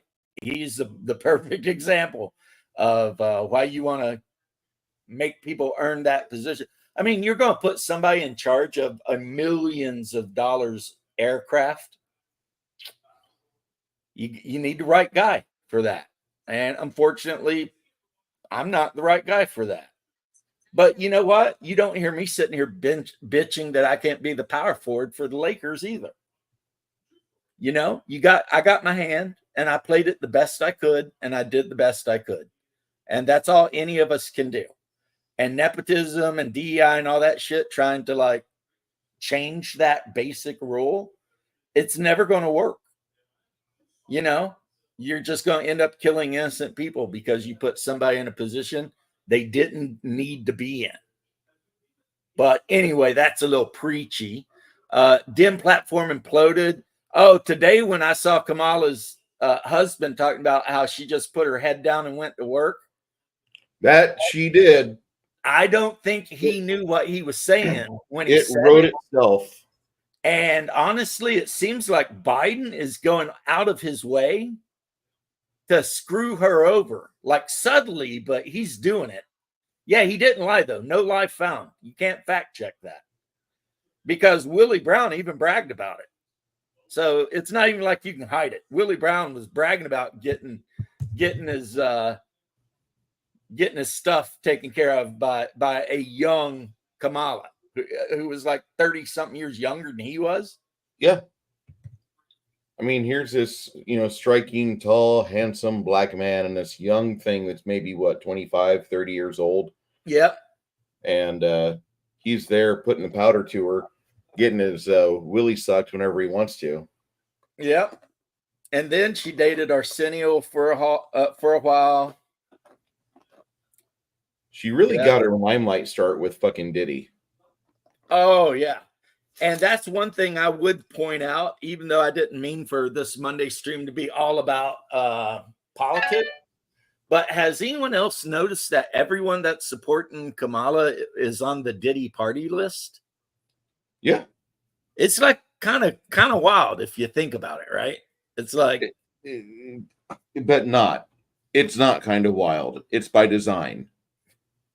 It's literally by design. Like it's being shoved in our face. Like no matter what you think of us, your morals or something are a handcuff we don't have to wear, and we're going to lord it over you, decade after decade after decade. What's up, Off Grid? How you doing, bro? Off Grid, what's going on? And it seemed it's a slap in the face. Anybody that's got a daughter out there, like you're trying to raise your daughter right, try and tell her like do the right thing, be a good person, work hard, try hard in school, do your best at sports. Kamala Harris comes up, all you gotta do is have a good blowjob. You can get anywhere you want to. And then she's not a great example for young women. No, she's not. And then you got these dumb cunts like Bezos' ex-wife and fucking Elon Musk's fucking parade of ex-wives. And they're like, open your vagina and you can farm a 18-year pension plan. Yep. What a mess we've gotten ourselves into. Sad. Every now and then, my daughter's kind of young and stupid, and she'll talk about rights that she has, and I'll be like, every single right you have was a gift to you by a man, right? She's like, Or what? just a gift And I by was the like, creator. yeah, every right you have come from some guy saying, fine, you can have that right. Because there's no way you did not fight a war, charge up a beach, or do any bullshit to get a right. You just whined and bitched. You know, I never And saw a some guy woman at in the some world point who said, do what I fine. did. I can sense a Cabalite, my sense of smell from 50 yards. Yeah, they are all owned. They're all owned. But yeah, I'm not worried about the Chinese, because I know if it ever gets bad, my nephew will be over there in no time, and if they act up, he'll erase their civilization off the planet. I still have some work to do over in Wuhan. And that'll be the end of that. And you guys can trust on that. I think one Ohio-class boomer could eliminate China off the face of the earth. God, I wish we could do that. I also I think want. they can. The number of missiles times the number of big cities in China, you could literally just erase them. They'd just be gone. The civilization would be gone. It would be like if one of the Russian Typhoon classes decided to just unload on Britain. There would be no UK left. No. You know what I mean? It would just be an island of irradiated mutants running around eating each other. I mean, that's kind of what we have now, but okay, I'll shut up. Yeah, it'd be like Judge Dredd, but for real. So let's hope that shit never happens, though, because like I always say, no one wins a nuclear war. I pray every day for the death of millions of communists. Every time a commie dies, I drink. Well, that's what the Ramones used to say, right? Yeah.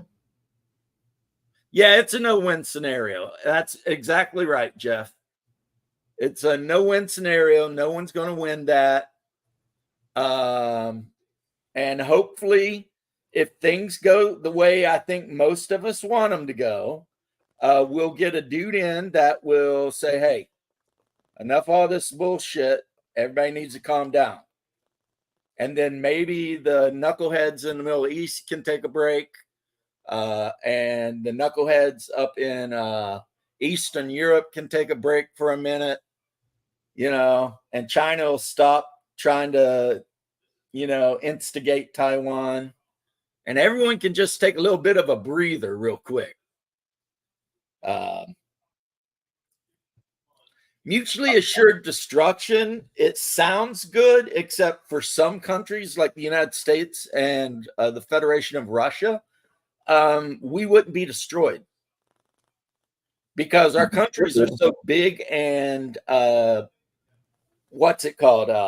decentralized, that if we went nuke to nuke with each other, while the cities would burn, the rural areas would be fine. Yeah. And if everybody knew what was going on and had time to get out, I'd say a huge portion of the population would survive. Now, would it suck? It would suck, because we'd have to go back to turn of the century farming and whatnot. But but the radiation, if they nuke Lexington, I wouldn't feel it where I live in Kentucky ever, and there's no other big city anywhere near me. And Lexington's so small, I can't imagine anybody using a nuke on it anyway. Now, I don't know what the penetration is. If they were going for like bunker busting, like Springfield, Missouri would be gone. Springfield, Missouri is where we got all the fucking vaults of cheese, the billions of tons of cheese. I think the Russians typically, their doctrine is to detonate the weapon above the target, because that makes it more lethal. Well, hell, they made that video that explained exactly how they do. And they made it in English. So, a little bit of a, hey, how do you do? And the city they picked to show how the weapon would work was London. I mean, and that was a Russian-made propaganda piece. They picked London, and they said a 750 kiloton or megaton, freaking warhead, whatever, this is what would happen. Within 15 minutes, like millions of people were dead. I'm not upset. I mean, London's a banking capital, and seeing the IMF burn again, like my statement about seeing all the communists get killed, and I'm taking shots. Yeah, that same practice goes on. Well, the problem is, though, I will have to say this about London, is there's London, and then there's the Bank of London, and the Bank of London is an independent nation. It's not actually part of the UK. Nope. And even most people in London don't know that. They don't realize that they have this weird kind of Vatican type enclave just sitting in the middle, pulling strings monetarily, but answerable to no one. Yeah, exactly. So if you want to know why the UK is getting effed over, it's really easy. It's not the UK doing it to themselves. They're having it done to them by the city of London and whatever that's over there in the EU. Well, I mean, if they would stop letting the Muslims run the fucking town, they could come back to greatness. But right now, they've got a hatred for Western civilization. Yeah, but again, that's not every British person. But the problem with the UK, and we've talked about this, is they don't have rights and they don't have firearms. I mean, maybe I know a long time ago, America used to take up secret. Sorry for the Fed post. Don't worry about it. You're good, man. A long time ago, the United States would do charity parties, but then the money would all be used to finance the IRA. And the time may come when we might have to do that for our brothers in the United Kingdom. You know, I hate to say that, and hopefully I don't get a strike from YouTube, but that time might come to where, you know, we might have to, since we're probably not going to actively help them, unfortunately, we might have to passively help them. But I haven't seen Dark Hibernian in a while. I hope I didn't piss him off, but I was asking him, I was like, okay, you're Irish. Why is the Prime Minister of Ireland from Pakistan? And he's like, I don't know. And I'm like, well, I would like to know, because you guys fought for 600 years for independence. And then you turned around and elected a guy from Pakistan. I was like, that seems weird, you know? Like, is that weird? Is that racist of me? I mean, No. I would think if I were actually Irish and I'd spent, you know, decades of my life fighting for independence, that I would make sure that I only elected Irishmen to be my leader. And yet, look at the Irish Senate and everything like that. And look at the British. London has been getting ruled over by that dude. He's either Pakistani or Indian for how long has that guy been in power? Like 8 years or some shit. It's like, you're electing a person whose entire culture and way of looking at the world is completely antithetical to your own. And now you're surprised that all hell's breaking loose? Well, I mean, come on, guys. Have a little common sense here. Like in America, I'll vote for anybody regardless of their skin color if we share the same values, American values, right? Yeah. But if they don't share American values, they can get bent regardless of their skin color. If I were in the UK and the guy did not share British values, he would not get hired. That's just how I would be. Yeah. And the British have been saying yes to communism. Yeah, I had to say something to Grim Jim on Twitter the other day, because he posted a picture of like some anime chick and he said, remember, vote blue if you want to get laid. So I responded and I said, aren't you living on welfare in the UK, you freaking scumbag? Why don't you just STFU? And just text him a photo of a bunch of girls off of conservative media. Right. Because for some odd reason, the conservative media girls are like bikini hot and like And don't have penises. That's a they big don't have penises, which is another That's a big benefit. thing. That is a huge thing, not having a penis for a woman you're interested in. Yeah, when I'm interested in a woman, one of the first things I'm looking for is not having a penis. I haven't talked to Grim Jim in a while. I didn't know if Yeah, he used to be I'm a free speech absolutist. I'm kind of a libertine, whatever, dude. And he turned into I'm super pro porn and degeneracy, and I'm a communist, and I like talking shit about America all the time. Okay. And, I mean, wherever at one point he was talking about government money and taxes. And I was like, well, imagine how much less taxes the workers would have to pay if they didn't have you riding on their nuts. Because the dude has been on freaking UB40 or whatever they universal life income or whatever it is. He's been on like the welfare UBI, whatever in England for like 20 years. It's like get out of here. Well, at least, to my knowledge, Zach Smith is not like sucking at the government's tit and talking shit. If he wants to be a commie, he can be a commie, and I can make fun of him about it and have. But at least he's not, a drain on society. As far as I know, he might be. But Grim Jim is 100% a drain on the British economy. He produces nothing, he takes. And then he sits around and tries to talk like he's better than people. It's like, if you're on welfare, keep your mouth shut. As a matter of fact, I'll go harder. If you're on welfare, you shouldn't be allowed to vote. Because you've obviously effed your life up so bad that I don't want you to have to stay on mine.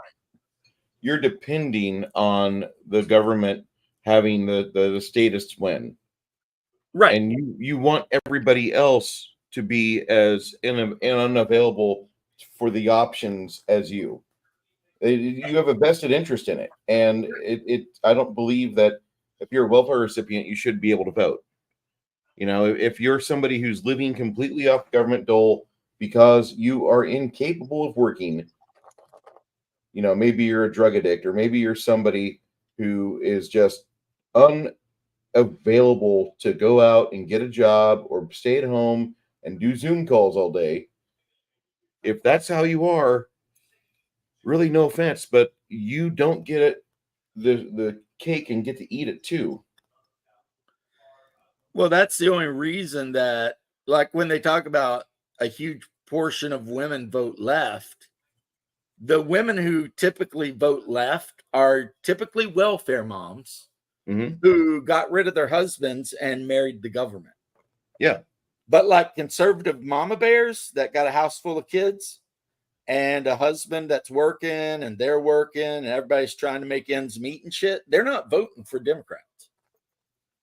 Because, they know what it is. They know the deal. Yeah, after the Red Room debacle, after the my first heads up on Grim Jim, if we're going to spill some tea here, was after the pundit debacle. So I'm going way back because he always said he was a free speech absolutist, right? And then the coof hit. And the pundit, who, like a broken clock, is right at least twice a day, he was like, no, the government should not force people to have to take jabs and wear head diapers, right? And Jim threw a fit and like accused him of wanting to kill old people and all this crazy shit. And like, he was totally 100% licking the government boot. And that's why he left the show, because it used to be Grim, Pundit, and Venger. Yeah. And the whole time he's saying, I'm a free speech absolutist. And it's like, but you're not. Fuck up about it. But you're not. You're a hypocrite. And then he'll be like, I believe that people should have bodily autonomy. And it's like, unless the government says you got to take something against your will. at which point you agree with it. So, you know, I am a horrible, sinful human being, and I know that. And I screw up all the time, and I get called out for it, and I admit it when I do. This guy, he's one of these guys that's too arrogant to accept when he's being a hypocrite, and too stupid to realize he's not as smart as he thinks he is. And that's the worst. That's the worst kind of person, is a person that thinks they're super genius when they're barely part of the cult of the sub-genius. You know, it's like, you're just not that smart, guy. And worse, you don't have principles. You can't say you're a free speech absolutist and then immediately stomp all over everyone else's ability to do anything. I mean, I have started labeling myself a Christian nationalist, but I'm not on here telling you guys you can or cannot do anything. You see what I mean? Because it's called principles. I believe what I believe, but I'm not going to try and force that on you guys, even though, let's be honest, I'd be happy if you'd all just up and convert. But, you know, maybe one day. Maybe one day. But until then, I'm still your friend, right? And if I say I believe in free speech, I mean it. Even if you're going to use that ability to just talk shit about me and say I'm an inbred, stupid, redneck hillbilly from a stupid commonwealth and blah, blah, blah. And more power to you, man. Say whatever you want. You know, don't hurt my feelings. Or maybe it does, but I'll cry later and you'll still be able to keep your rights. Because I'm not here to frickin', you know, try to do that. And that's what he did. He did that. And yes, it might have been 8 years ago by now or whatever. Oh, is that your Demogorgon stand-in? Nice. I'm working on it now. You got to give him a really colorful butt. I don't know if I can or not. He doesn't really have a butt. He's got scales. Oh, I was just saying because like a mandrill. Yeah. Paint his butt like bright red. My family's from the sticks, mining and farming. Same here. Same here, man. Like all we knew was coal mines and frickin' farming and hunting. That was what we did. And, you know, if you only took a bath twice a week, well, that was how it was. Because it was a pain in the ass carrying water all the way up the hill from the cistern to the house to heat it on a wood-burning stove and then throw it in a big metal tub. And then all the kids would use the same water to bathe. You know what I mean? And that's why we call it baby out of the bathwater, because by the time you got from the oldest child to the youngest child, you might be throwing the baby out with bathwater. The bathwater is so black. Said that. Yeah. And that's how everyone was. So if you went to school and you might not be smelling exactly perfect, no one cared. We all understood. You know what I mean? Everyone ain't got it easy. It's not like today, you know, where I've got a nice stand-up shower that's as big as my old bedroom was. You know, I mean, shit was rough back then, but we were happy. We were so happy, you know, and everyone got along. And if you didn't get along, you got into a little bit of a fist fight, and then you got over it, figured it out, and you moved on with your life. Yep, that's my Appalachian ancestors. We freed ourselves from the Crown Colony, and we hid out in the middle of the woods, and we did our own thing. And also, the Revolutionary War would have absolutely failed if it were not for us. If the, as they called them back then, the over the mountain boys hadn't showed up and put a licking on the redcoats when they came down to the Carolinas, that might have probably been the end of the whole revolution. But the Over Mountain Boys came across, started ambushing British officers, which apparently you weren't supposed to, but they didn't tell the hillbillies that. And apparently they didn't march in straight lines. They hid behind trees and, well, I mean, the British specifically targeted the enemy officers and shit like that. The British government was so much a force of fear and tyranny They wore high-vis red jackets, marched in formation, and only fired when commanded to. And Oh, yeah. it was against Discipline. the rules of engagement to kill an officer. Right. The officers were supposed to live after the battle's over. And then we had George Washington, General George Washington, who made a fucking career of killing officers. It was joyous. I mean, he taught his armies to use guerrilla tactics, and we did that with wild aplomb, and it worked. Well, And I mean, they did cross a frozen river to kill a bunch of Germans at 3 a.m. on Christmas morning. Yeah, at 3 a.m. on Christmas morning. That is hardcore shit right there. Yeah, you can be hard, but you're not 1776 hard. I'm sorry. Yeah. It's like, well, gonna go kill some Germans. Be back in a bit.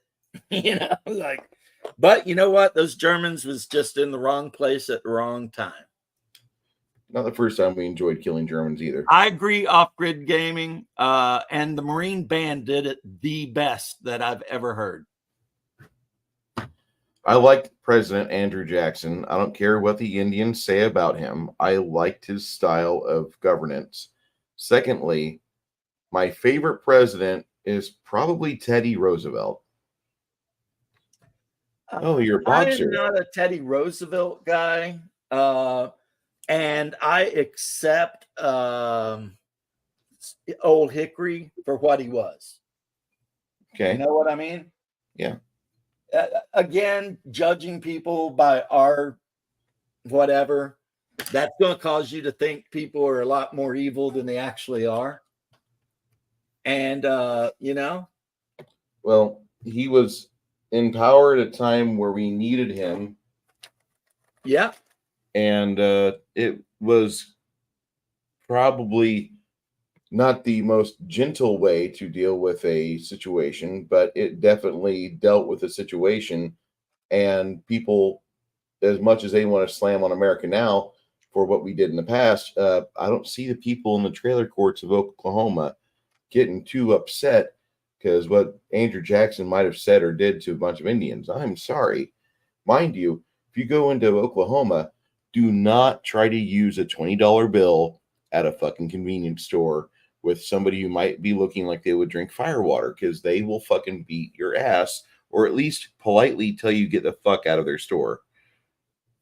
See, in Dakota, whenever you deal with the res guys, they didn't give a shit. No, they didn't. And Hungar was dating a girl off the res for the longest time. They didn't give a shit. It was like the only time I ever seen them get mad is when a res girl brought a black guy on the res.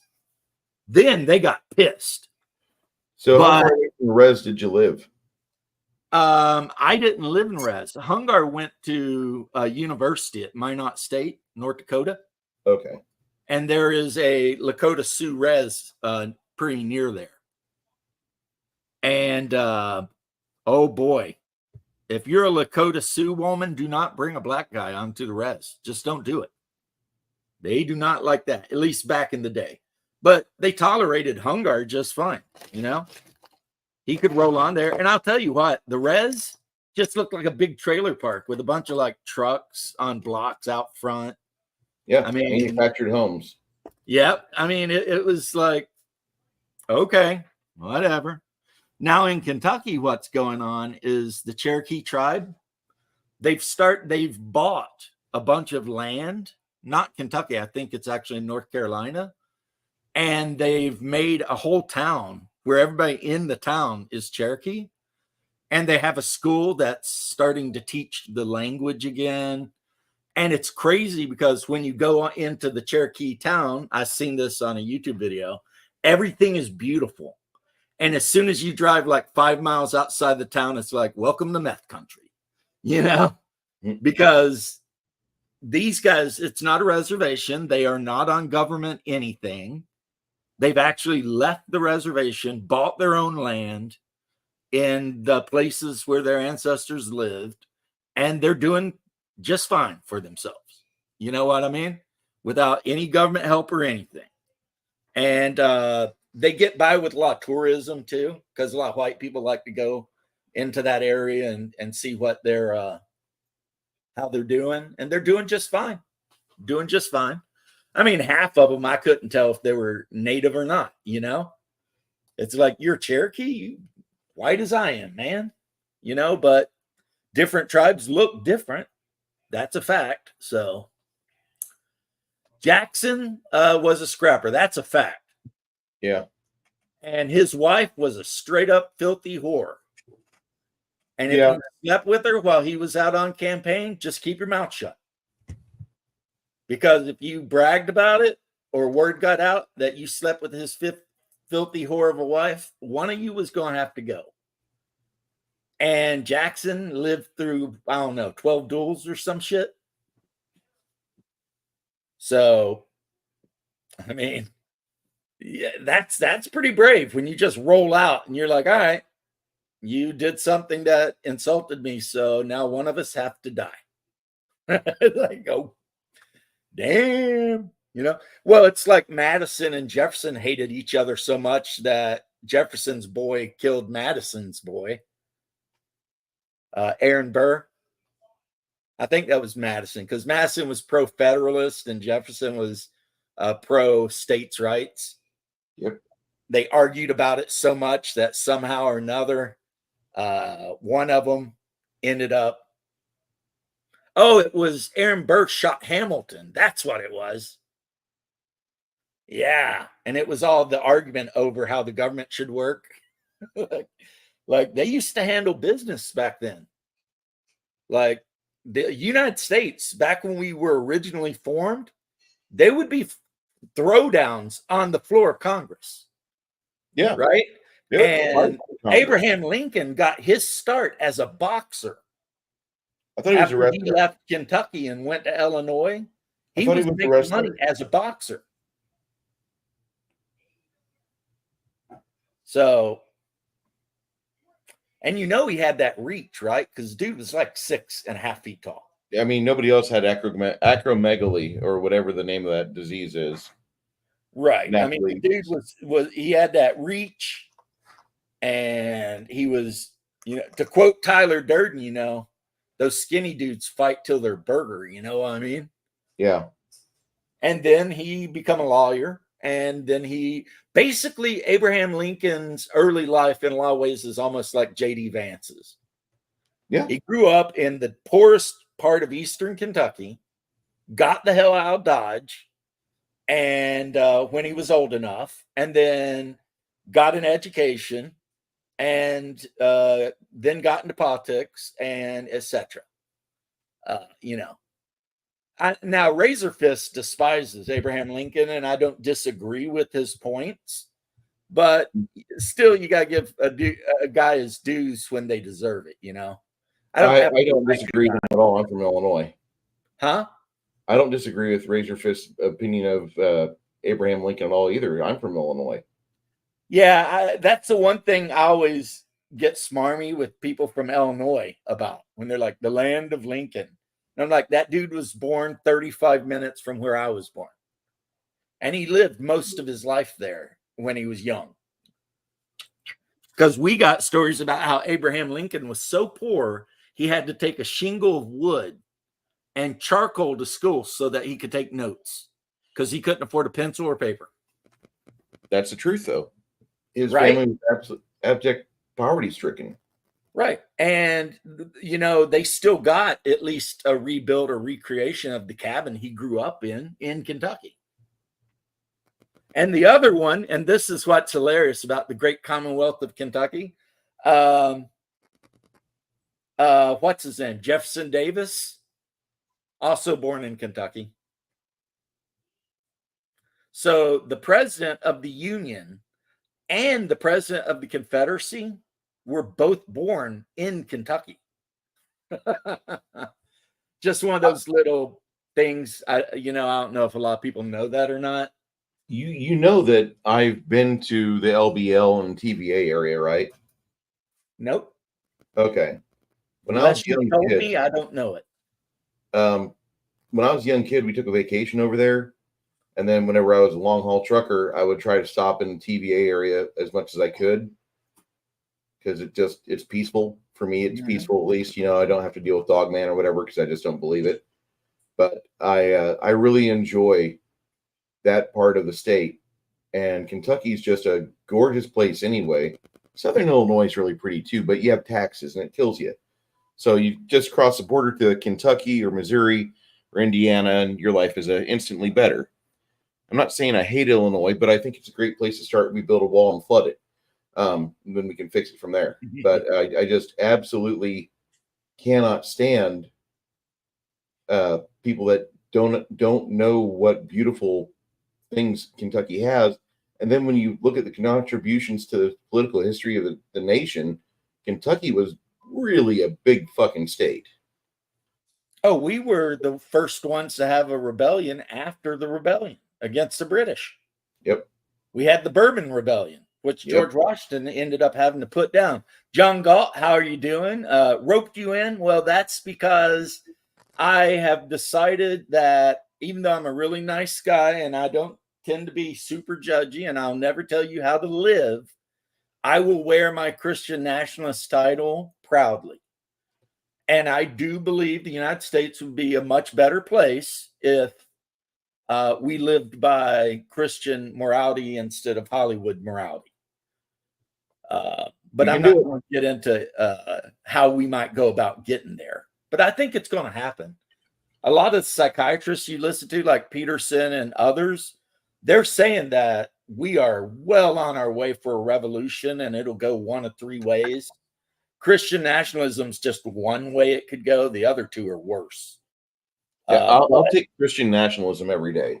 Well, over communism or, you know, straight up totalitarianism. Yeah. And it's going to be young men because they're saying in the near future, something like 70% of young men or something will not be able to find a wife.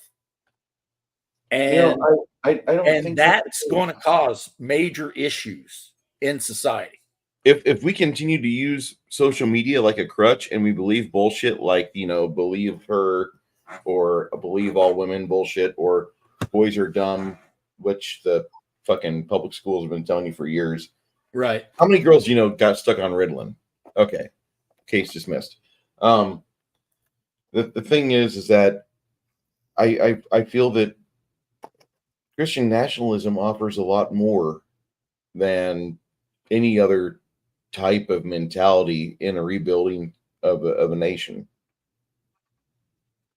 And what's funny is these women dress up in the Handmaid's Tale in protests. It's like, you do know in the Handmaid's Tale, right?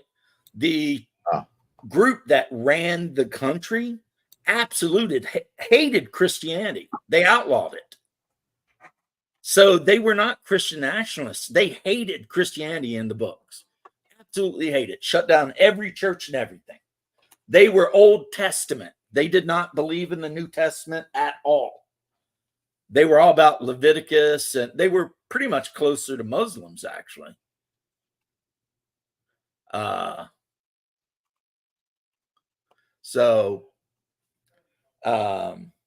maybe hardcore Hasidic Jews. I mean, it was all Old Testament shit, if you read the book. But then these women who watch the TV show but never actually read the books and don't actually pay attention to the TV show even, they want to conflate that government, what were they? The government of Joshua or whatever, Jeremiah or whatever, state of Jeremiah or whatever. They want to conflate that with Christianity. It's like, read the book. They destroyed all the Christian churches. They made it illegal to be a Christian, you know. So you guys are being stupid. I recommend listening to the recent Paul Ryan interview with Exorcist Wildfire. I might have already done that. I was listening to a guy who is a Roman Catholic exorcist, and he was with another guy, and they were doing a review of the movie Nefarious, and which is a movie I quite enjoyed.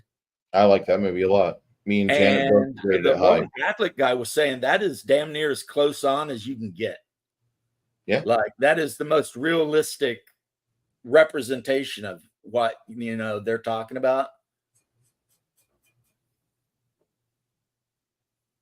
We are the living body of Messiah. I get that off grid. And that means that you can,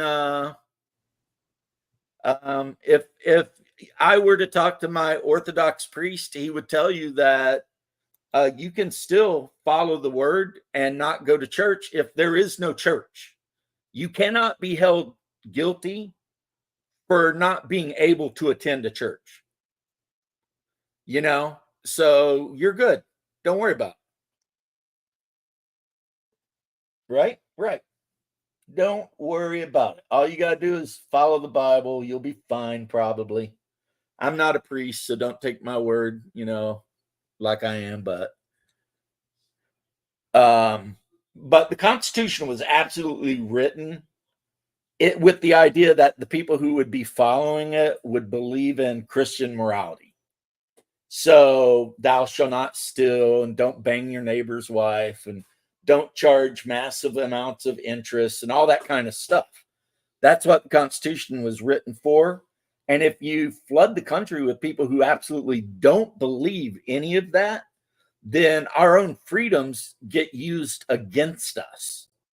And then we get enslaved through clever interest payment programs and the promise of degeneracy, you know, which is, again, Grim Jim's whole thing, you know, because communists and that type of people oftentimes, and I apologize if I'm talking too much, Bruce, but those kind of people will oftentimes equate sexual degeneracy with liberty, and they're not the same thing.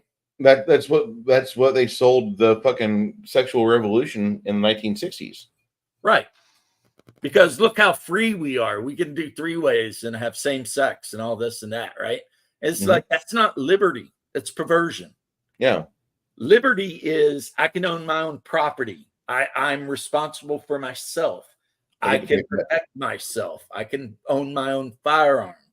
I can say what I want. And if you don't like it, well, then you can deal with it. You know, that's liberty. See, I find that to be amazing. And I find it to be that to be intoxicating because what's up, Anderson? You're able to do the things that in other societies you would only be able to think that. And if other people could read your thoughts, here comes the bobbies and the fucking paddy wagon, and they shove you in it, lock the doors, throw you in a prison, and you don't see daylight ever. I mean, when the Soviets were running to take over Imperial Russia, they ran on a platform of, you know, you won't have to obey the church, you won't have to do this, you won't have to do that. And basically, the lowest class of people in the civilization at the time, they liked that idea. And that's kind of, and they didn't even win. When they overthrew the Tsar, they had an election and the Leninists lost. But rather than accept the outcome of the election, they just got rid of the other party and took over by force.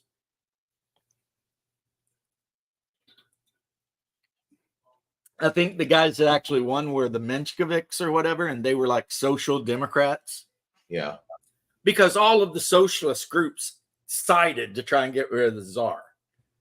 And then they all agreed that if they succeeded, they would decide through democratic means who would do whatever, right?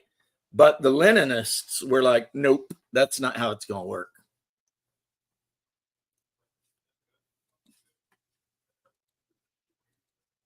You got Christian works. Sorry. I know that Japan is there, and I hope they can have all the Shintoism and Buddhism that they want in Japan. But our nation was not built on either of those things. And people who try to claim that the United States was not built on Christianity, they don't seem to understand who the settlers who came here were, which were, generally speaking, Christians that were fleeing Europe because of oppression. And then, like, my ancestors that come over were probably all Roman Catholics, and they immediately crossed the mountains into Appalachia. I mean, yeah, man. I mean, if the Saudi Arabians want to be Islamic, I say go for it. Knock yourselves out. Have all the Islam you want in Saudi Arabia, but don't bring that shit in here. We don't need it. Or outcasts and outlaws, like mine was that too, Anderson. It's possible to be a Christian and still be an outlaw. You got to remember that man's laws are subservient to God's laws. So, sometimes you got to do what you got to do. My family had been known to poach a little bit on occasion back in the day. And like my grandpa would say, the government can say it's illegal to kill those deer, but God put them there for us to eat. So we'll listen to God on this. You know what I mean? Now, someone will say, but it also says you should obey the laws of your country. Yeah, of course. But, Hey, I just saw something on X I think you might be interested in. John Podesta's friend who debunked Pizzagate, he got arrested for raping toddlers. Yeah, I saw that.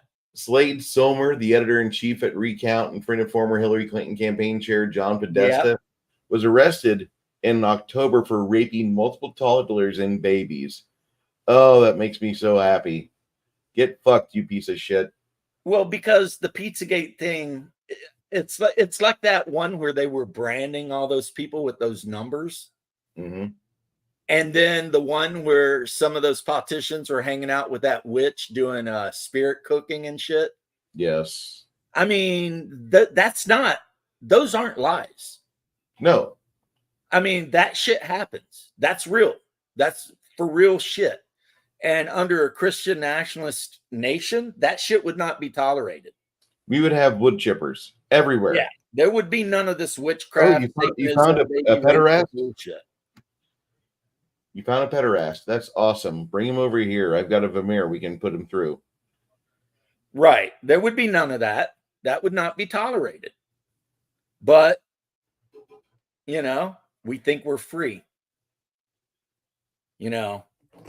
I mean, no matter what you do, you can never, in a nation where there's both religion and politics, you can never separate them. Because any person who actually believes their religion, that is going to reflect on their politics.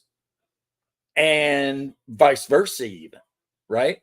So this idea that, which is why the Russians tried to enforce atheism, but it didn't work, right? No. Because it just created what we call in Orthodox history the Church of the Caves era, which just meant that the Orthodox Christians would go and hide in caves to do their practices, religious services. Yeah. And if they got found out, they got to go to the gulags. Yay! Which is why so many of the not terrorists, but the bandits and outlaws from Siberia were so religious, because that's why they were sent there. It's like, you sent me here for being Orthodox. And I didn't give my religion up, and I'm not going to now. So there you go. Of course, you don't want to be too zealous, but a little zealous is good. Yes, exactly, Anderson. We got so easy, especially in the 50s and 60s. Life was so easy that people didn't need the church anymore. They didn't need to believe in anything, because everything was easy and awesome and convenient. But why we've gone to hell. That time is coming to an end. James, I apologize, good sir. I am probably going to have to book it out of here. That's okay. You don't got to apologize. Nobody is beholden to me for anything. I want 5 hours of sleep before I get up and go do this shit again. Oh my goodness, man. You should have left 3 hours ago. Why? I don't need 8 hours of sleep. If I take more than 7 hours of sleep, I'm fucking useless. Okay. For those of you that were interested, here's the little basing that I got finished up with today. Tomorrow I'll varnish. It does look good in that brown. I love that. This color, I thought it was sandstone. It is Desert Tan by Reaper. Dude, Iraqi sand is one of my favorite Vallejo colors ever. And it's just like what you just said, but it's called Iraqi sand, I think. And it's a great color to mix with other colors if you're just trying to dull them down and make them look a little bit more worn. So say you've got green, but you want the guy's uniform to look a little bit worn, you know, a little bit whatever. Just put a dab of Iraqi sand in that green and mix it. And have you heard of this? It's called the Shifters by Vallejo. I have none of the Shifters by Vallejo. I do have some of their speed paint though. What do these do? The Shifters, supposedly the color shifts depending on how the light hits it. I'm going to put this on the purple on the fucking Demogorgon. Well, try it out on something you don't care about and give it a look. Yeah. Before you wreck a miniature you care about. Reaper just released this. It's a turtle. It's a turtle fig, but it's for the relief efforts for Hurricane Helene. Nice. And I fucking love it. I might buy like 2 or 3 more of these. And just like get, you know. It'd be a good figure if you were playing like Pugmire or Gamma World or Ninjas and Super Spies after the bomb. Super Spies. We could go on and on with it. I mean, that would be a great figure. You're playing some kind of mutant turtle. I love it. Roaming about. Yes. Like Shark said, stay strong, Bruce. Thank you for your service, sailor. Thank you very much there, my friend, the Bradley. Were you just call Army guys soldiers. Thank you, soldier. Yeah. We got a lot of military guys in the chat, actually, and I like that. I love it. Yep. I don't have to go too far to find people that I can talk to and relate to. Yep. I know that sounds weird. Not all of you guys are Navy, but it's really weird how you get a bunch of military people together and there's that common ground you can establish a hell of a lot faster than with a civilian. Yeah, well, it's because as much as you might love the civilians you're talking to, they'll never know. They have no clue. And no matter how hard you try to explain it, they're still never going to know. They don't get it. And like my boss was asking me the other day, he's like, I saw you doing something in the truck. What's going on? I'm like, what do you mean? He's like, well, here. And there's a day like last week where I was just having a shit day. Like I got eventually behind 2 hours on my schedule. And that's when you're supposed to call the dispatcher and be like, I'm fucked. Where do you want me to go next? Right. And I just didn't do that. And I ran a fucking not a red light, but I ran a stop sign in a residential neighborhood at like 8:30. And I had been paying attention, but the camera doesn't pick that up. It just starts 3 seconds before the infraction. And then it went for another 10 seconds. But I was just like, I saw the stop sign and I'm like, fuck. But I had my dip in and I wasn't dipping. I was chewing on coffee seeds, coffee beans. And I put those in at the start of the night and I was drinking coffee with coffee beans in my mouth. And I had a few cigarettes because I started smoking again just to make sure that I stay angry. I need to quit that. I fucking hate cigarettes. I do. Yeah. But he was like, you're having a shitty day, weren't you? I said, I was. He's like, you fucked up here. You need to not do this again because next time we're going to probably terminate you. I'm like, that's fair. I'm already riding the probation. I get it.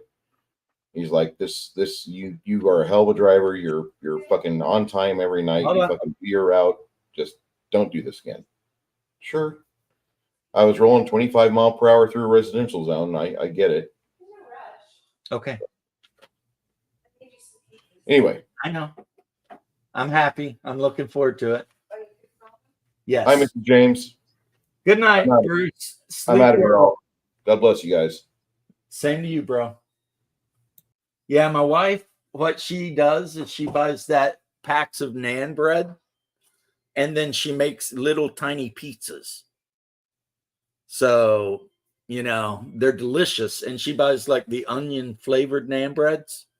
So even though I shouldn't eat a lot of bread, that's not too bad because they're only like that big. And it gives me that taste of pizza that, so that I can go on with my life. And a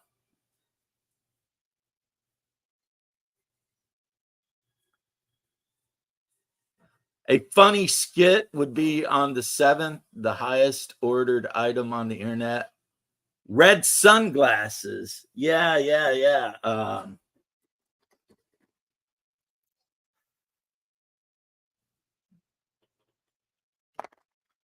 Maybe I need to get my AR and throw old camo on and like just sit here and ask people what kind of American they are.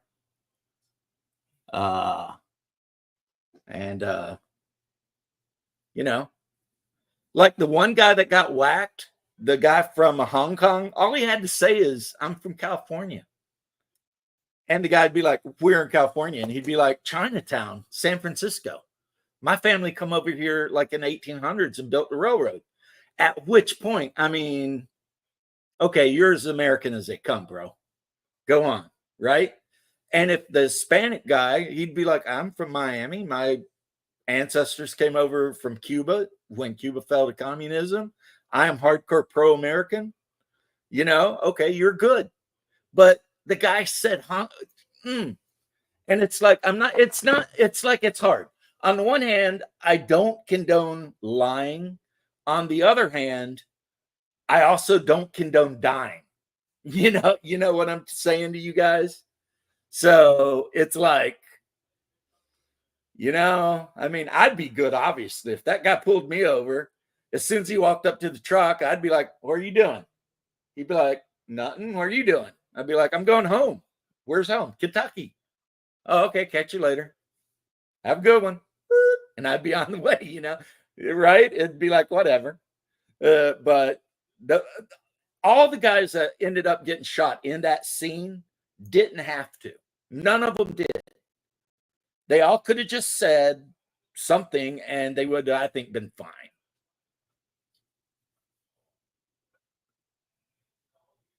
Right. Yeah. I mean, it's just like, "I'm from Chinatown in San Francisco." What? You never heard of Big Trouble in Little China? Yeah, it's a real place.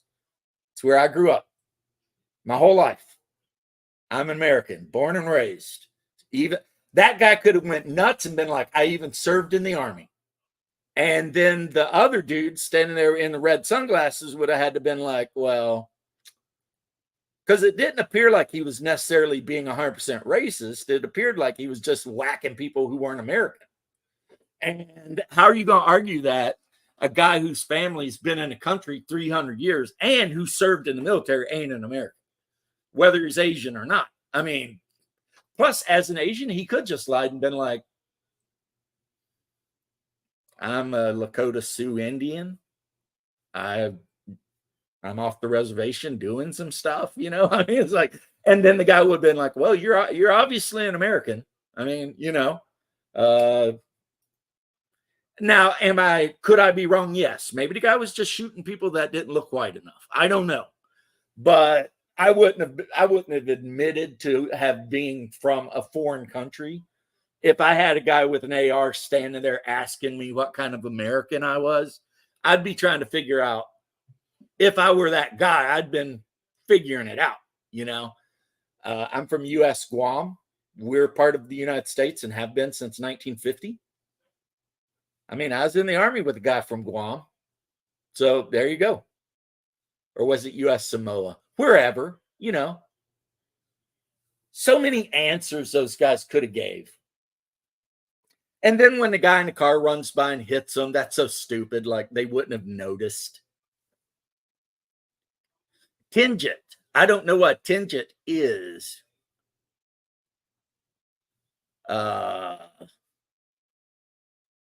Yeah, I mean, the guy, he's Asian, so he could have said he was a Kikok.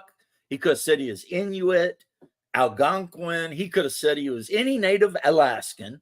He could have said he was from any kind of freaking reservation, or he could have said he was from Chinatown in anywhere there's Chinatown, New York or San Francisco. And see, here in Orlando, we don't got Chinatown, we got Little Vietnam. And it's like 6 or so square blocks of just straight up Vietnam. You might as well be in Saigon when you walk through there. Like all the street signs and shit like that on the buildings are in Vietnamese. And you can get some really good food there. Pho, if you like the soup, yeah, you can get some good food there. And they have grocery stores that are full of Vietnamese shit. And so if you pulled one of those guys over and you're like, what kind of American are you? And guys are like, well, actually, I'm from Orlando, Florida. Really? Because you look Asian. Well, yeah, my ancestors were saved from the communists. And we all settled in Orlando, Florida. You know, I mean, I'm from Orlando, Florida. Went to school there, everything. And then the guy'd be like, okay, you're American. Right? Just got my bonsai box, Imperial Japanese Army set, Gratz, and my Semper Fi Marine set in the mail. Look at you. You're going hard on that shit, bro. This guy is 10 toes down on that bolt action stuff.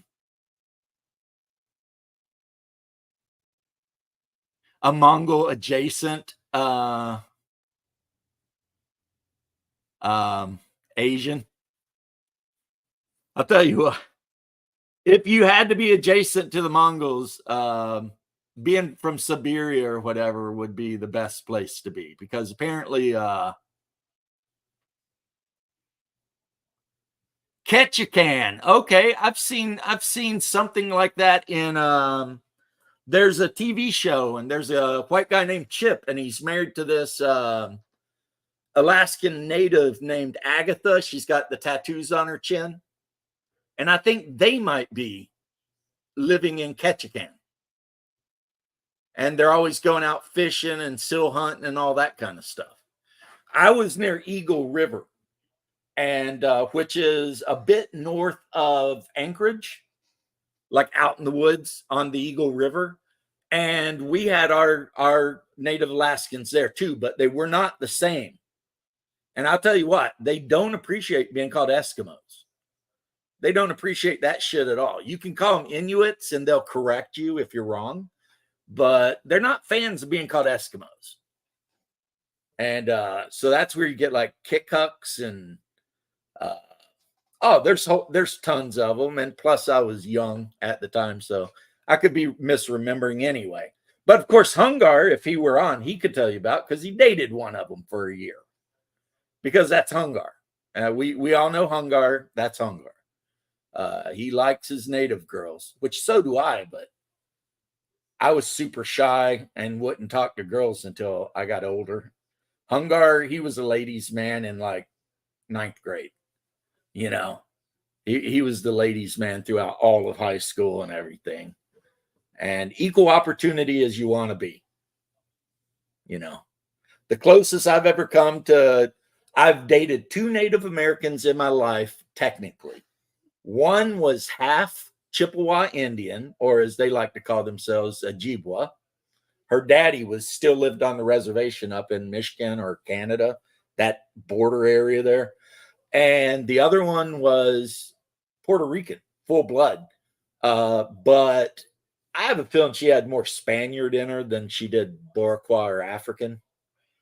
But those are the 2 girls that I can claim were native. And yeah. Yeah, but I've heard of Ketchikan and all that. Yeah. But only because I watched that show, Life Below Zero or something. But I know there's lots of tribes in Siberia too that are like that. Like mainly, and I know I'm repeating myself, so I apologize, but a Subutai who was thief and archer, but no, the different Subutai, who was Temujin's right-hand man, was what they call a forest Mongol, which meant he was a member of a Siberian tribe that lived in the the taiga. And, yeah, Conan. Come on. I love Conan. So, yeah. Yeah. Have you heard of the Timalcon? No, I have not. But like I said, I visited and I was young, and I did see the blue glaciers though, which was cool. I loved Alaska. I actually tried to talk my wife into moving there years ago, and she was like, "No way." But I liked it. I liked Alaska. It wasn't bad. In Eagle River, they had a law where you couldn't lock your doors on your car if you had it out front, just in case a moose or a polar bear or something come through town and somebody needed to duck into someplace safe. You had to leave the car unlocked, So, yeah. But I mean, other than that, and the fact that it's the most violent and grapey place of all 50 states, it's beautiful.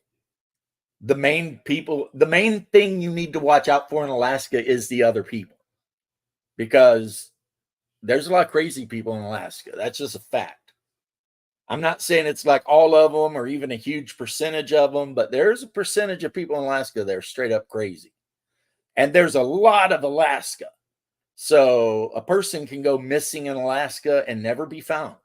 So, it's like how I am in Kentucky. If I'm going down and through the woods and the hollers in Kentucky, I'm taking 2 or 3 of my boys with me. And we will always be armed to the teeth. And I'm not afraid of deer or a little black bear or something. I'm afraid of the other people I might meet because I don't know them, right? And them other people, for all I know, they could be inbred cannibals like the hills have eyes. I have no idea. Or Satanists, which we have a huge problem with in Kentucky for some reason. Like it wasn't that long ago when they arrested a bunch of people and threw them all in prison for doing human sacrifice and shit to the devil. It's like, I don't know what the hell that's all about, but so.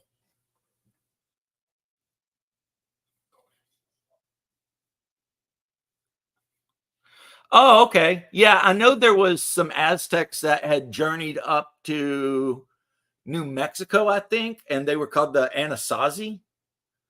And they ended up getting all wiped out, but they predatored on all the native tribes near them for quite a while. And all of the ruins of their city are just full of freaking bones of humans that they chopped down to a certain length because they had to be a certain length to fit into the stew pots. Didn't realize Kentucky was so interesting. Well, John, it depends where in Kentucky. Like if you're over by the border of Missouri and Indiana, nah, it's farm country. I mean, there might be some bad shit there, but you're all right. But when you get into Appalachia, can't hear my audio. Oh, okay. Might be. Well, my signal's still strong, and it's not just Kentucky; it's Appalachia. Whether it's from Pennsylvania down to North Georgia, all of Appalachia is just weird. There are people there that have been there since before you can even imagine people being there. And the Native Americans that lived in those regions even talk about people who were there when they showed up. And plus, the Appalachians, they're one of the oldest mountain chains on the planet. And there are caves everywhere. And some of these caves can go hundreds of miles. You know what I mean? So it's like, you can say it in the US, but I can't hear the response in Canuckistan. I'm sorry, bro. I mean, my mic is still working, apparently. According to, let me look at the settings, though. The Canuckistanians might have banned my transmission into Canuckistania because I might have said something that pisses them off. No, I'm showing the mic working great. So Echo cancellation's on. Background noise is on. Adjust mic volume is on. A song I like has the lyrics, "These mountains were the first to lift their face to the sky. Lay me to rest here when I die." Yeah, OGG just must be having an issue, but then again, he does live off grid in the wilderness of Canada. So we love him. But, you know, if you're going to live off grid in the wilderness of Canada, you're going to have to deal with certain shit, like maybe losing the volume from me because you're 2,000 miles away and in the wilderness. Yeah, the dirty algorithm, you know. But yeah, Kentucky and Florida are similar in two ways. In Kentucky, the further east you go, the weirder it gets. And in Florida, the further south you go, the weirder it gets. Like a lot of people who aren't from Florida don't know this, but there's actually an independent country in Florida. It's called the Conch Republic, right? And it's the Keys, all the Keys. They declared independence back in, I don't know, the 70s or 80s. And then they had a war where they threw like water balloons at each other for a while. And then they got done with the war and then they just went back to drinking and no one cared. So they've got their own flag and their national theme song, I think, is Margaritaville by what's his name? You know, Wasted Away Again and Margaret. Yeah, I think that might be their national anthem. But they, according to their constitution, graciously allow the state of Florida to provide them with protection via police and everything like that. So, again, Floridians being weird because that's what Floridians do. Yeah, Jimmy Buffett eating his cheeseburger in paradise and all that shit. Two kinds of people like Jimmy Buffett. College chads and old MILFs that want to get banged by college chads. That's pretty much it. Normal human beings aren't generally fans of him. Well, Appalachia goes all the way up to Canada. You know, if you look, it starts in Georgia and it goes all the way up into like Labrador, Newfoundland, all that area is all one big ridge, you know?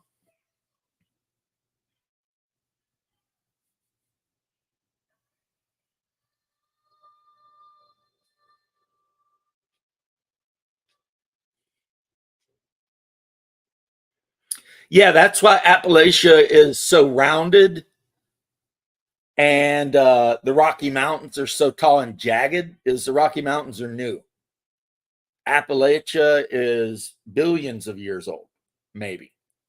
And of course, that means those mountains were there for a lot of weird shit.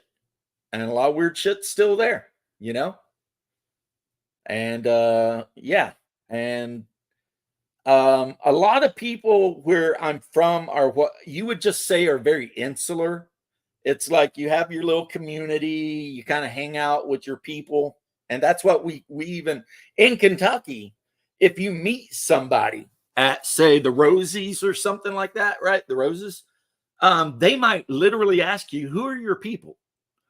And in Kentucky, that means they want to know who your family is. Who are your people? Whereas, you know, if you're from somewhere else, you might think they're asking you, you know, what your ethnicity is or your nationality or something. But nah, in Eastern Kentucky, who are your people? They're asking your family. So if I'm out and somebody's like, who are your people? I might say, depending on how I'm feeling that day, Vaughn. Or I might say McKee. And then they'll be like, oh, yeah, okay, I know them, you know. And that's kind of a thing because everyone up there keeps really close track of who's related to who and whose people is whose people. I believe it's to avoid the inbreeding and stuff. because I mean, we are a bunch of farmers. We do understand the negative effects of inbreeding. So, you know, it's important to know whose people somebody is.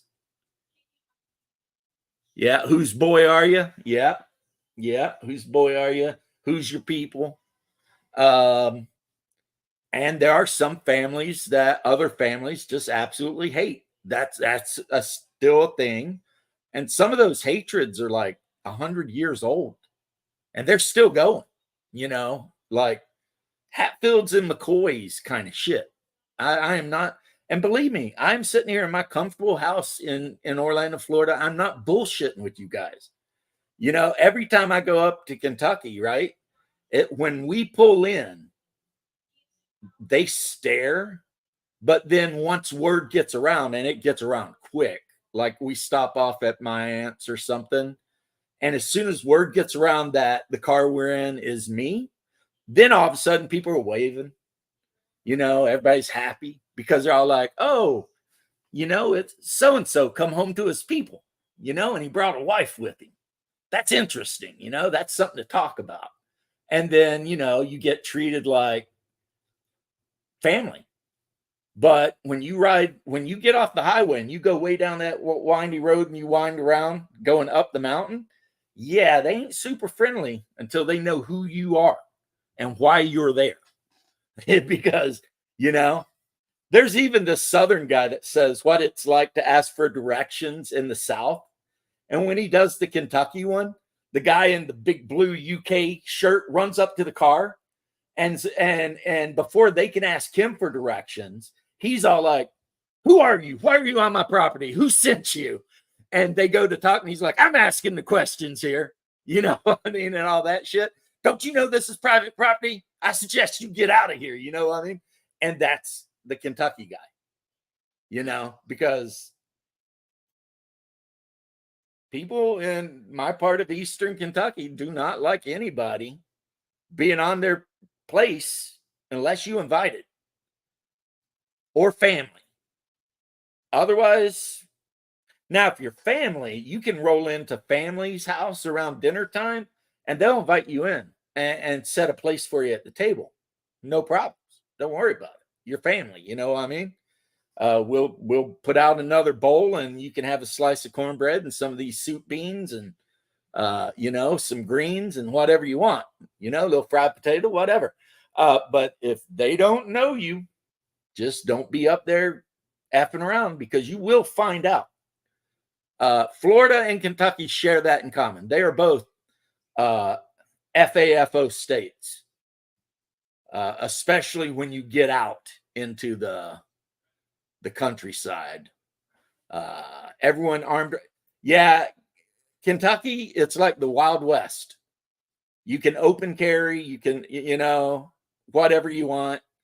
So when you go to like the Kroger's grocery shopping, like everybody in the grocery store has got pistol on their waist. You know what I mean? It's like, now Florida is the exact opposite. We have constitutional carry, but you got to hide it. So you can't have it out displayed because you might scare some old person to death. But when you're walking around a store, you pretty much can assume at least 75% of the people in the Walmart are packing heat. And it makes for a lot less fist fighting and shit going on around here. You know what I mean? People are awful friendly, you know, because once the dogs know you got an in, yeah, you got to be vetted by the farm dogs. That's a fact. Yeah. We always believe that, Anderson. Dogs are great sense of character. If the dogs hate you, you're probably evil. And nobody needs you around. You know what I mean? Metropolitan people don't understand territory protection because they don't own any territory. Yep. They have no idea about Rodinia or anything. Which I figured out the best way to translate Rodinia for non-Russian speakers is it's the place you are the most happy and where your roots are the most deep. That's your Rodinia. For me, my Rodinia is Eastern Kentucky. Every time I go to visit family up there, like no matter what, I'm just like ecstatic to be there. I remember all the fun times I had. Every time I look at any mountain or hill or rock or something, I have just a great memory. It's the best. It's the best. Yeah. So yeah, that's sad. Off grid. I mean, I'd like you to live in the US too. I mean, I've been agitating and writing letters to our congressman to go ahead and move our northern border like 1,000 miles up, but so far no takers. You know, Bear wouldn't like that. Bear would be like, "You guys could never conquer Canada," and I'd be like, "The Michigan National Guard could conquer Canada." Plus, half the Canadians would be like, "Yeah, let's join them, boys." I mean, you know, we're all Americans now. Okay. You know, because that means we can get rid of Trudeau. Right. Clean Calcutta out. Yeah, that was weird. I saw a video of a guy in Toronto, I think it was, and he was getting on a train, and there was not a single Anglo looking person on the train. Every single person on the train looked like they should be in Bombay or Mumbai or whatever. And I'm like, wow, that must be weird, you know? And I live in a very diverse area, very diverse. We've got a lot of everything here, right? But when I go up to Kentucky, man, I can spend a month in Kentucky and never see anyone that is not just like me. It is like I've even told the story. I mentioned it to my wife the last time I was up. After about 5 days, I was like, "You notice something?" She's like, "No, what?" And I was like, "We haven't seen any minority people anywhere." She's like, "Huh?" So like, yeah, that's weird, right? Because we're so used to hanging out and knowing people of various backgrounds. I mean, all of them are American, but you know, but up there where we are, yeah, you might see a Mexican every now and then, but that's about it. Yeah, somebody made a meme, and it was like somebody was bitching about how the Canadians wiped out all the First Nation Indians. So the government just imported new Indians. It was like a First Nation Indian bitching to the government. And so the government said, we'll fix it. And they just imported a shit ton of Indians from India. And then they're like, are you happy now? It's like,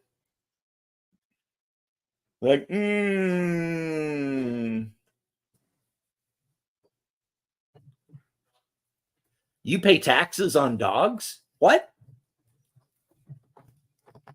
Anderson, you're going to have to explain yourself, my good man. I like Bollywood. Indian women are either smoke shows or meh. It just depends. It's weird. You know, it's like, yeah, it's strange. They're either like, very rarely, they're beautiful. And then the majority of them are meh at best. County taxes, but on dogs? The hell? Are you, Anderson, are you in Canada or America? Where in the hell in America would they charge you taxes for owning a dog? I mean, I shouldn't be surprised. Apparently in New York, they'll break into your house and kill your squirrel. So, or break into your house and kill your pet raccoon. So if you are in America, I wouldn't be surprised, but West Virginia, they charge you for dogs. Oh my God. I'd be pissed. Yeah, I ain't charging nobody for dogs in frickin' Eastern Kentucky. Yeah, that don't happen. And my property taxes on the 30 acres I own are like not even near what I pay on the house down here. Well, my wife actually pays most of that, but I help. But I mean, you guys get the point though, right? It's like crazy. Got to buy your dog registrations and permits and tickets. Get out of here. You know what I did? I went online and there were like hundreds of pictures of Pomeranians, and I picked the one I wanted. And my wife called the lady, and she was an old Russian babushka, and she said she had the dog, and she would meet us at this place, and we could exchange money for the dog, and then we did. And then the dog came home, and we took it to the vet and got it checked out, and it got a clean bill of health. And now he's running around barking at shit and carrying on and having the time of his life. And it was nobody's business but us and the babushka we bought him from. Now, side effect of that is he speaks Russian. So if we're outside and he's running around and not paying attention, I can yell "Davai," and he will run immediately up with me and then stay with me.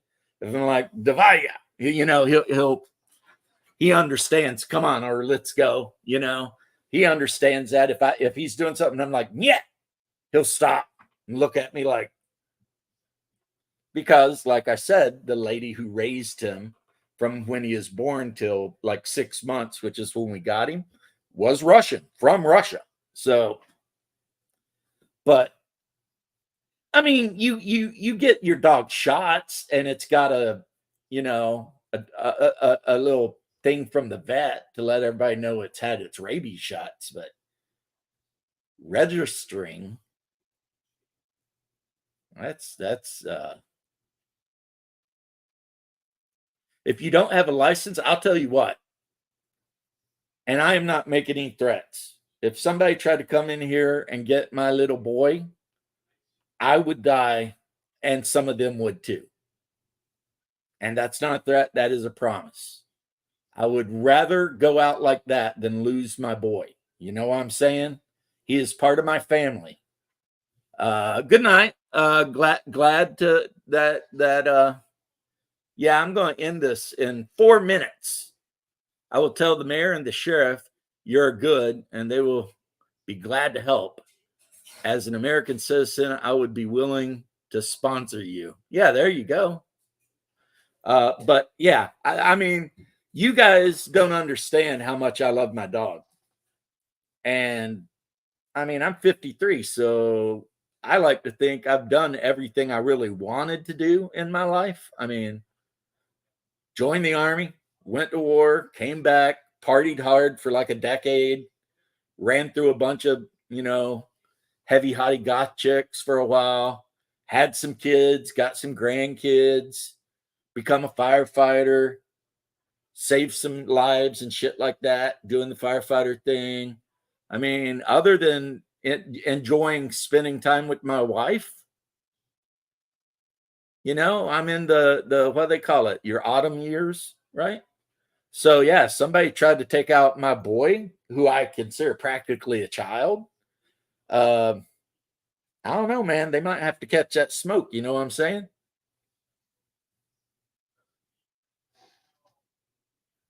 Well, you know what? Not your echo.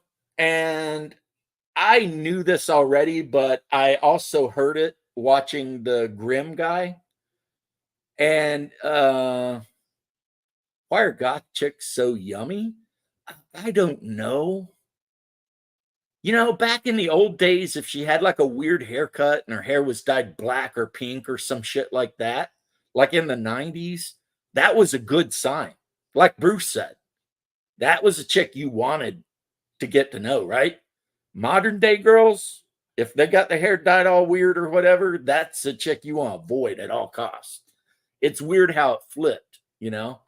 But these modern people, they think they're punk. They're not punk, they're establishment. Punk rock is not having tattoos all over you. You know, it's like everything's flipped. But why? It was just a scene I ran in, Shark. If you're asking a joke, I'd love to hear it. But during the whole of the 90s, after I got out of the military, I ran hardcore in the goth scene here in Orlando, which was huge in the 90s. We had the Edge, the Embassy, the freaking Visage, I mean, there were like goth clubs, and even the clubs that weren't goth clubs had goth nights. And there was like a vampire LARP game that had like 100+ people in it.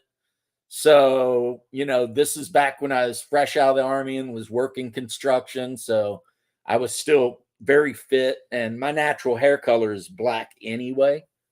So I would just dress up all like a Lost Boy from the movie Lost Boys and roll into the goth clubs, and, you know, chicks dug it. You know, it was just like shooting fish in a barrel.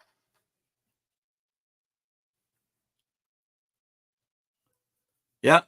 Modern day goth, I don't even know what it is anymore. You know what I mean? It's like you see the Germans and they're all wearing like, I don't know, fuzzy boots, and their hair's all, and they're dressed super weird, and they're dancing to like techno music or something. And it's like, I hate to tell you guys, that is not goth. If it's not Morrissey, The Cure, you know, Alien Sex Fiend, shit like that, it ain't goth. I don't know what it is, but it ain't goth, you know. Sisters of Mercy, you know, you guys get what I'm saying, you know, like Kindergoth, it's a joke. And when I see those people, I'm like, give it up. It's over. It happened and then it went away, and you're not going to bring it back. So just give it up and try and find your own thing, because it's like a while back. You remember a while back when all the American girls started dressing like hippies, wearing bell bottoms and shit? And it's just like, you're a joke. This isn't the 60s. Stop it. You know, like, what are you trying to do? You're not a hippie. This is not free love bullshit. Why you'd want to be a hippie, I don't know. Worst people to ever exist in this country, in my opinion. But oh yeah, I've had a soft spot. Well, Shark, I'm going to be dirty and tell you, I've had a very hard spot for some cute goth girls. How about that? Is that filthy enough for you? I shouldn't say that. Lord have mercy. But you get what I'm saying.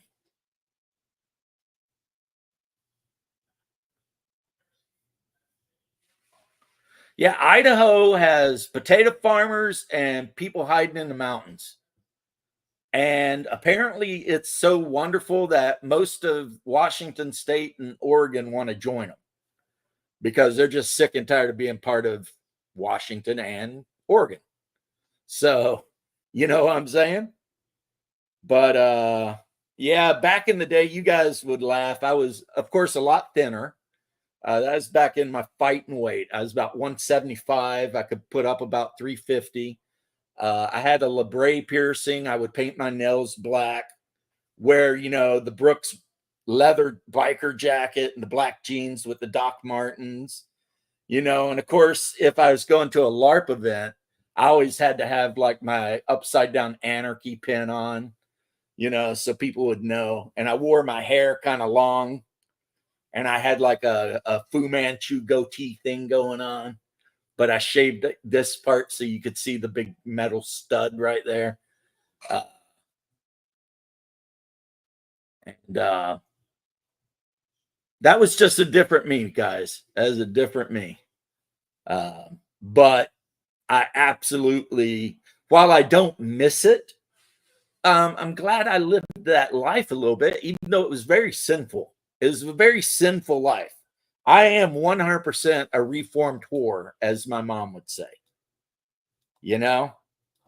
Because my mom would always says, you know, there's nothing worse than a reformed whore trying to tell everybody else. And I think I might be that, you know. I'm a reformed whore. I was not a super good person. And then, you know, I guess my evangelical thing to you, however you say it, would be, my testimony to you would be, I found Christ. And I mean, he was kind of hard to find because he's really good at hide and seek, but I did find him, and changed my whole life, changed everything about it. And it was like that quick too. It was like I was a horrible human being for a long time, doing a lot of bad shit, and then I found him, and it was like overnight. something switched on. And did I stop being a horrible, evil sinner? No, but I become cognizant of what was and was not good. And it allowed me to start making better decisions and to meet a really nice lady and lock her ass down for 2 decades now, and stuff like that, instead of just running through college girls at UCF or whatever.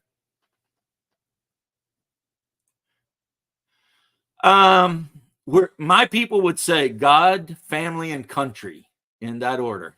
God, family, and country. That is what we believe. God is first, family is second, country is third. Yeah, if you lack a sword, trade your cloak for a sword. Yeah, Jesus said that. And, because he knew that the disciples would have to have the means to defend themselves.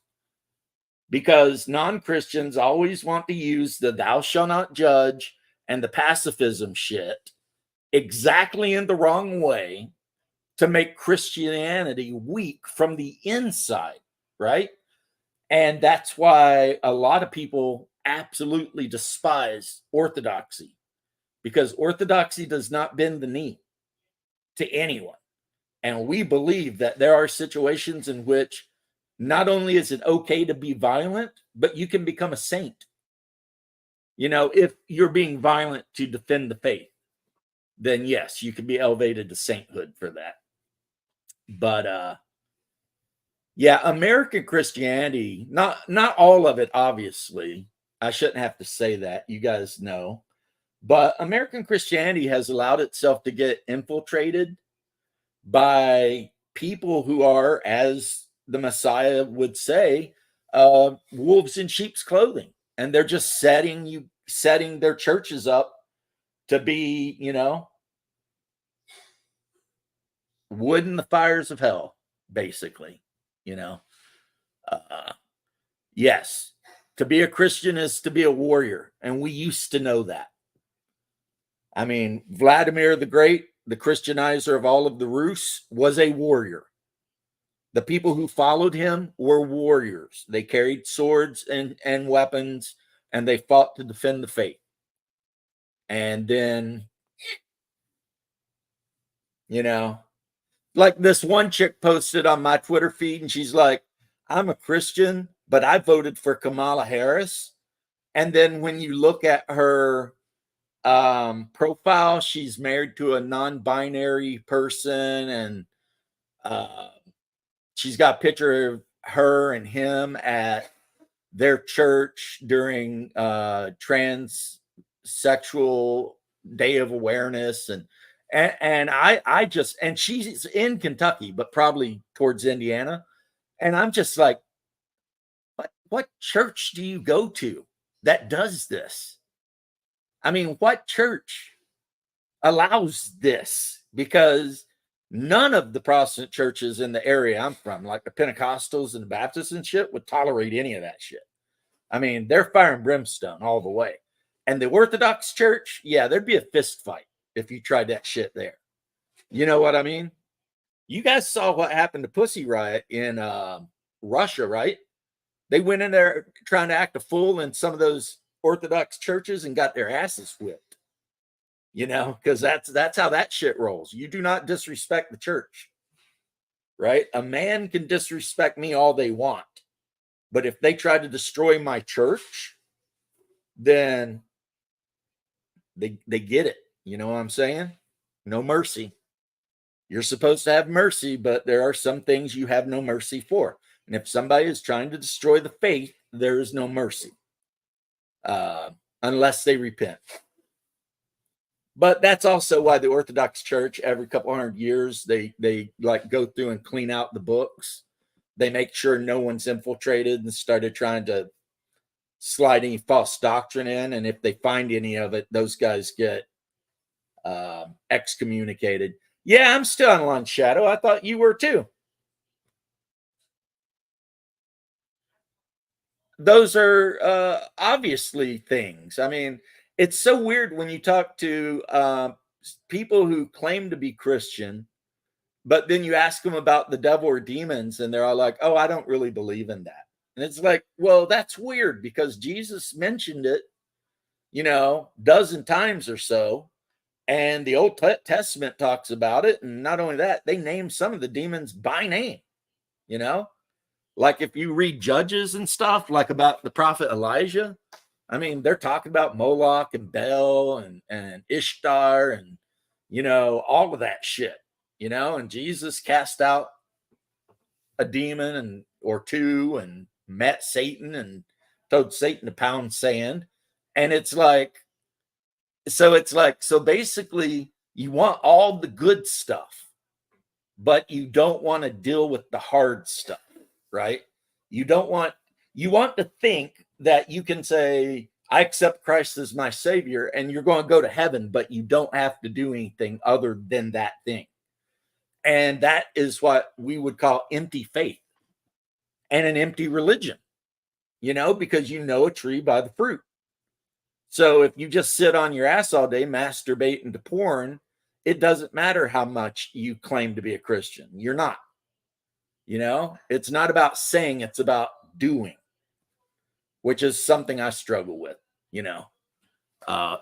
being more showing instead of telling, Demons have attacked most uncompromised Christians that are speaking out. Of course they do, all the time. They're all around you. If you feel like there's a chance that you might be going through a thing, the best thing to do is to cross yourself and say, Jesus Christ, have mercy on me. I'm a sinner. And according to doctrine dating back 2,000 years, that will cause them to flee because they cannot stand that. They can't stand to hear the name, and you are sanctifying yourself. And if you're really worried about it, you do it 3 times, representing the Holy Trinity. And that'll help you out. Because remember, they can't take you by force. Like the book, like in that movie Nefarious, they were not bullshitting around. It takes a series of yeses. You have to invite them in. So as long as you're aware and you don't give in to temptation and that series of yeses, you're fine. Yep. Carry your cross, and it will not be easy. Jesus tells you that. Being a Christian means you will be oppressed and you will be harassed, and people will hate you. The world will hate you. He says this. So people who think that everything's just going to be easy, yeah, it's not. And you're right. Discipline is the number one thing. And faith. Discipline and faith. I lack discipline. I like to think I have faith, but I'm still working on that discipline part. Like I said, if you've never watched the Grimm YouTube channel, watch it. Shadow, if you wanted to pop in for a few minutes, I'm going to end this in like 15 or 20 minutes. But if you wanted to pop in, I ain't seen you in a minute. So how you doing, my brother? I am doing great, man. Ah, like that. Look at that. Nice. Yeah, I don't know where I put my black MAGA hat. I laid it down. It literally, I had to tell someone today, it was literally a miracle photograph. It was literally a miracle that 5.56 round didn't go through his ear and out the other side. If he had not turned his head exactly at that split second, that round would have went right through his cranium and took most of his brain with it. He would have been a dead man. And then hell even knows what would have happened after that. Yeah, and half the country with it. Half the country would have went nuts. So a miracle caught on camera, buddy. The evil night witch bitch, Lilith. Yeah, Lilith is a demon from old. And her daughters, the Lilitu, go about her work. And yeah. nice off grid.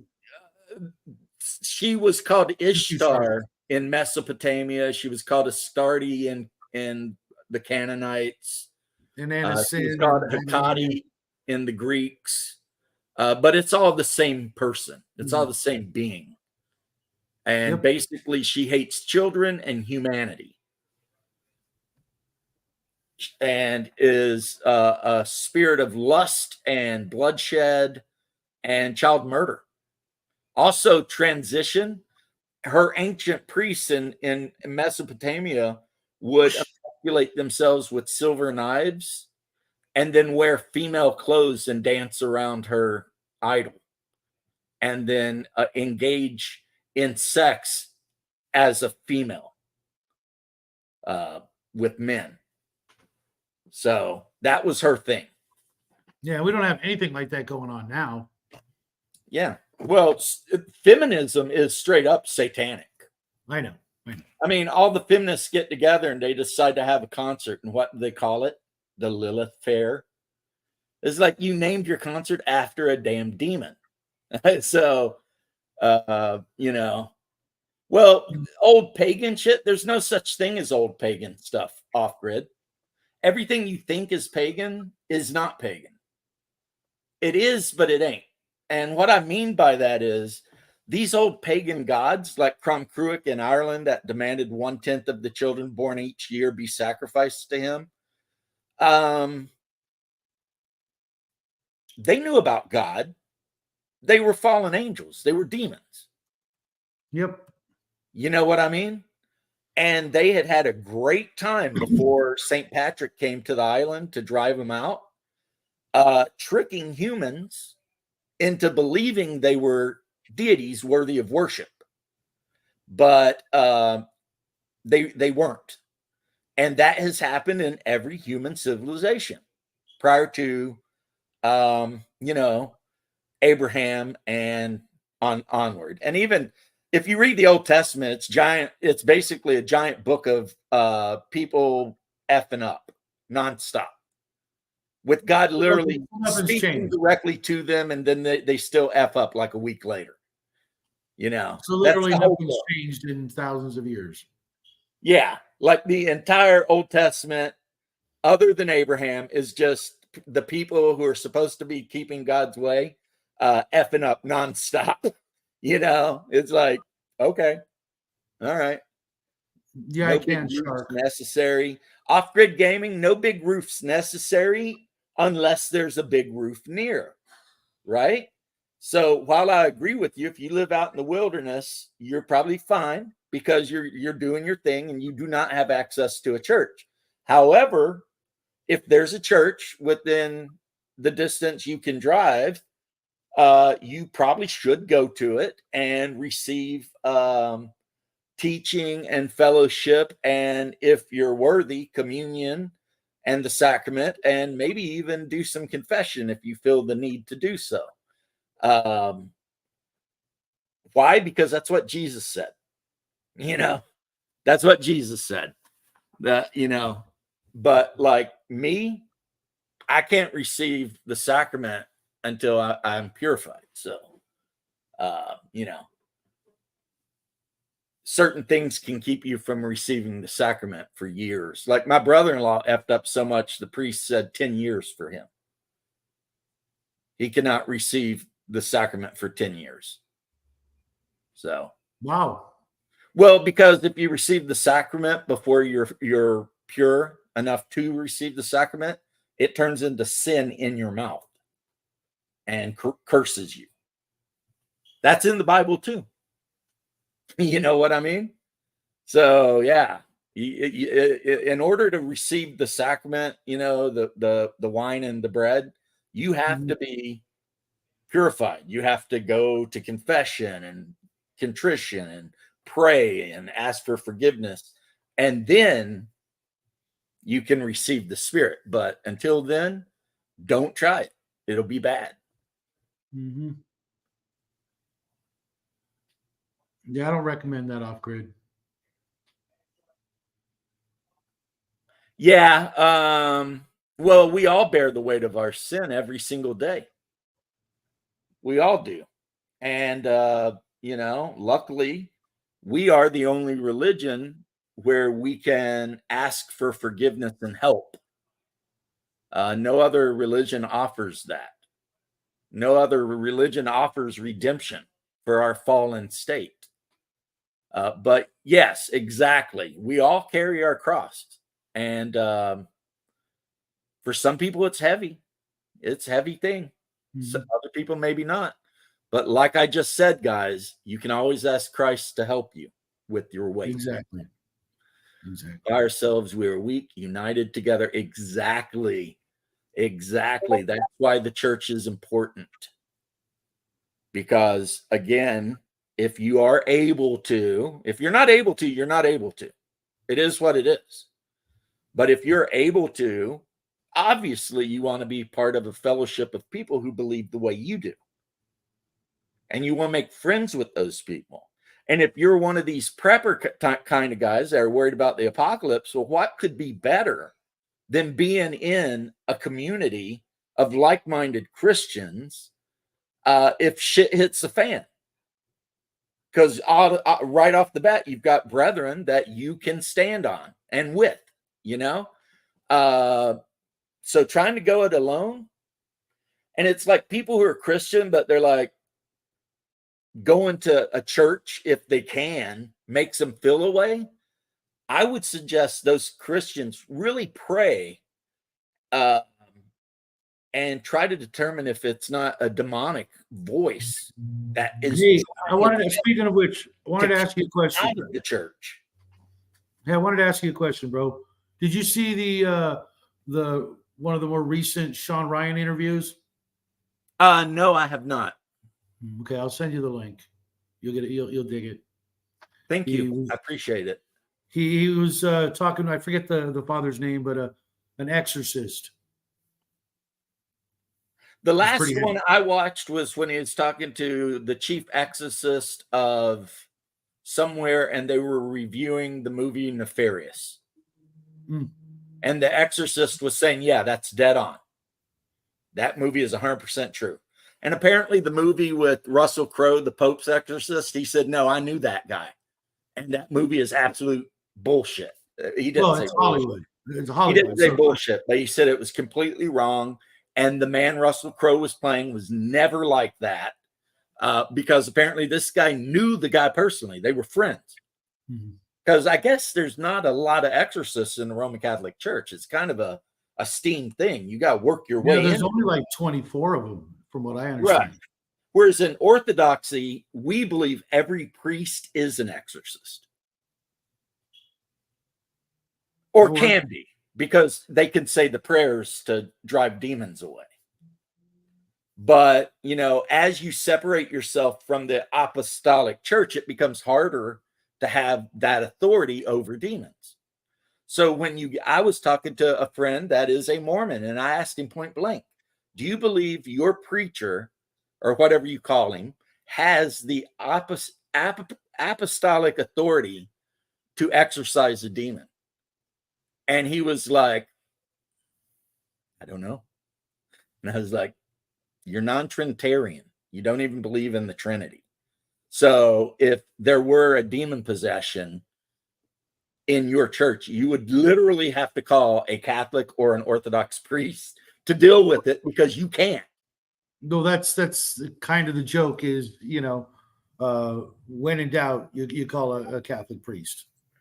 Right. That's how Hollywood's always depicted it too. You got like somebody, they're Baptist, Methodist, whatever they are. Someone gets possessed by a demon. It's always a Catholic priest that rolls in. Because for some reason, a lot of Protestant religions don't have the apostolic authority to deal with demonic forces. Like a Methodist priest can roll in trying to exorcise a demon laugh at him. Tell him to go get bent. You know, like, you know what I mean? You ain't it. You ain't doing it, brother. You know? Like in Nefarious, when that supposed Roman Catholic walks in and the demon gets really upset, but then the priest is like, we don't believe in demons anymore. And all of a sudden the demon's like, really? and then the demon basically, you know, just starts making fun of him. And when he leaves, the guy's like, see, the priest said blah, blah, blah. And the demon's like, that guy's a poser. You think he can help you? You know what I mean? Like, apparently even the Episcopalian ministers don't have this. No. Maybe Lutherans might. They're pretty damn close. But the further away you get from the apostolic, whatever, I forget the word because I'm getting old and stupid, the less power you actually have in the name of God. So if you're one of these religions that claims to believe in Christ but rejects the Apostolic Creed or the Nicene Creed or something, you're technically not a Christian, because the whole reason the Nicene Creed was created is so that the Christian church could define what it means to be a Christian. And that's why when you go to church, a lot of times you say the creed, you know, I believe in the Father, the Son, and the Holy Spirit. I believe in, you know, the whole thing, right? Which I mumble along because my memory sucks, but you guys get what I'm saying, right? If your church doesn't believe that, find one that does, because you're being led down the primrose path. And I'm not trying to preach to you. You know, I say that with love.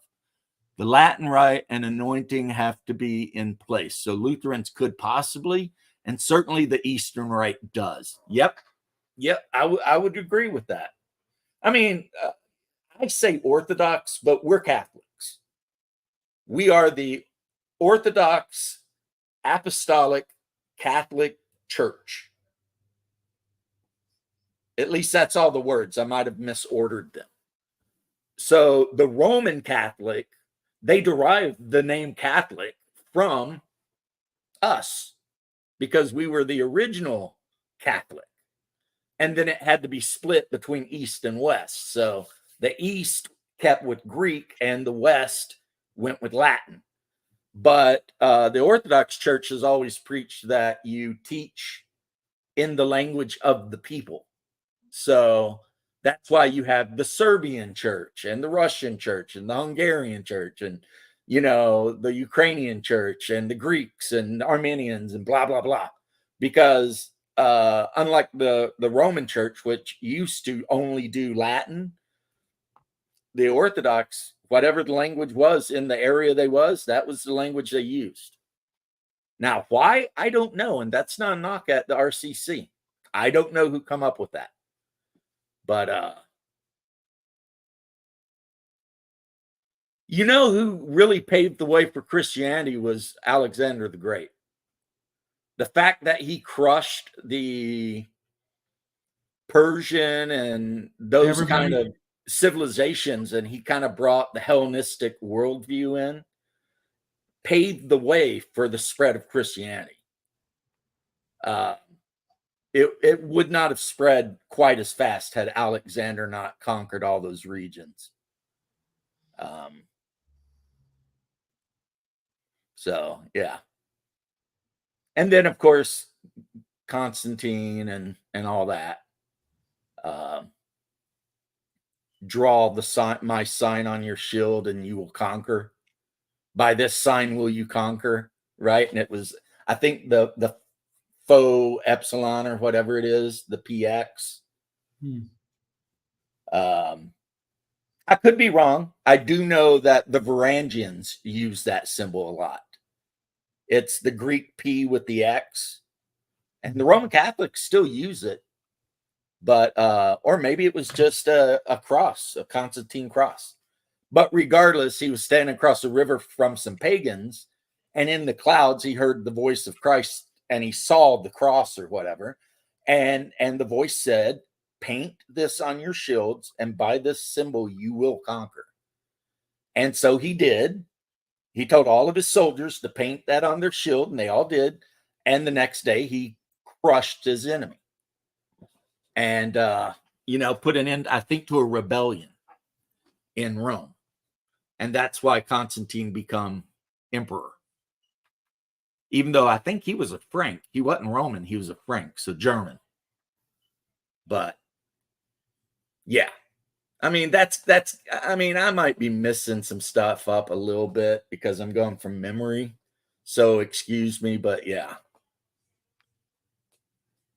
It's your show, man. You're allowed to be wrong from time to time. Well, but if I am, I like to be corrected because heaven knows I don't want to spread misinformation. Oh, dear God. And I might go to prison or something. Yeah, I know, right?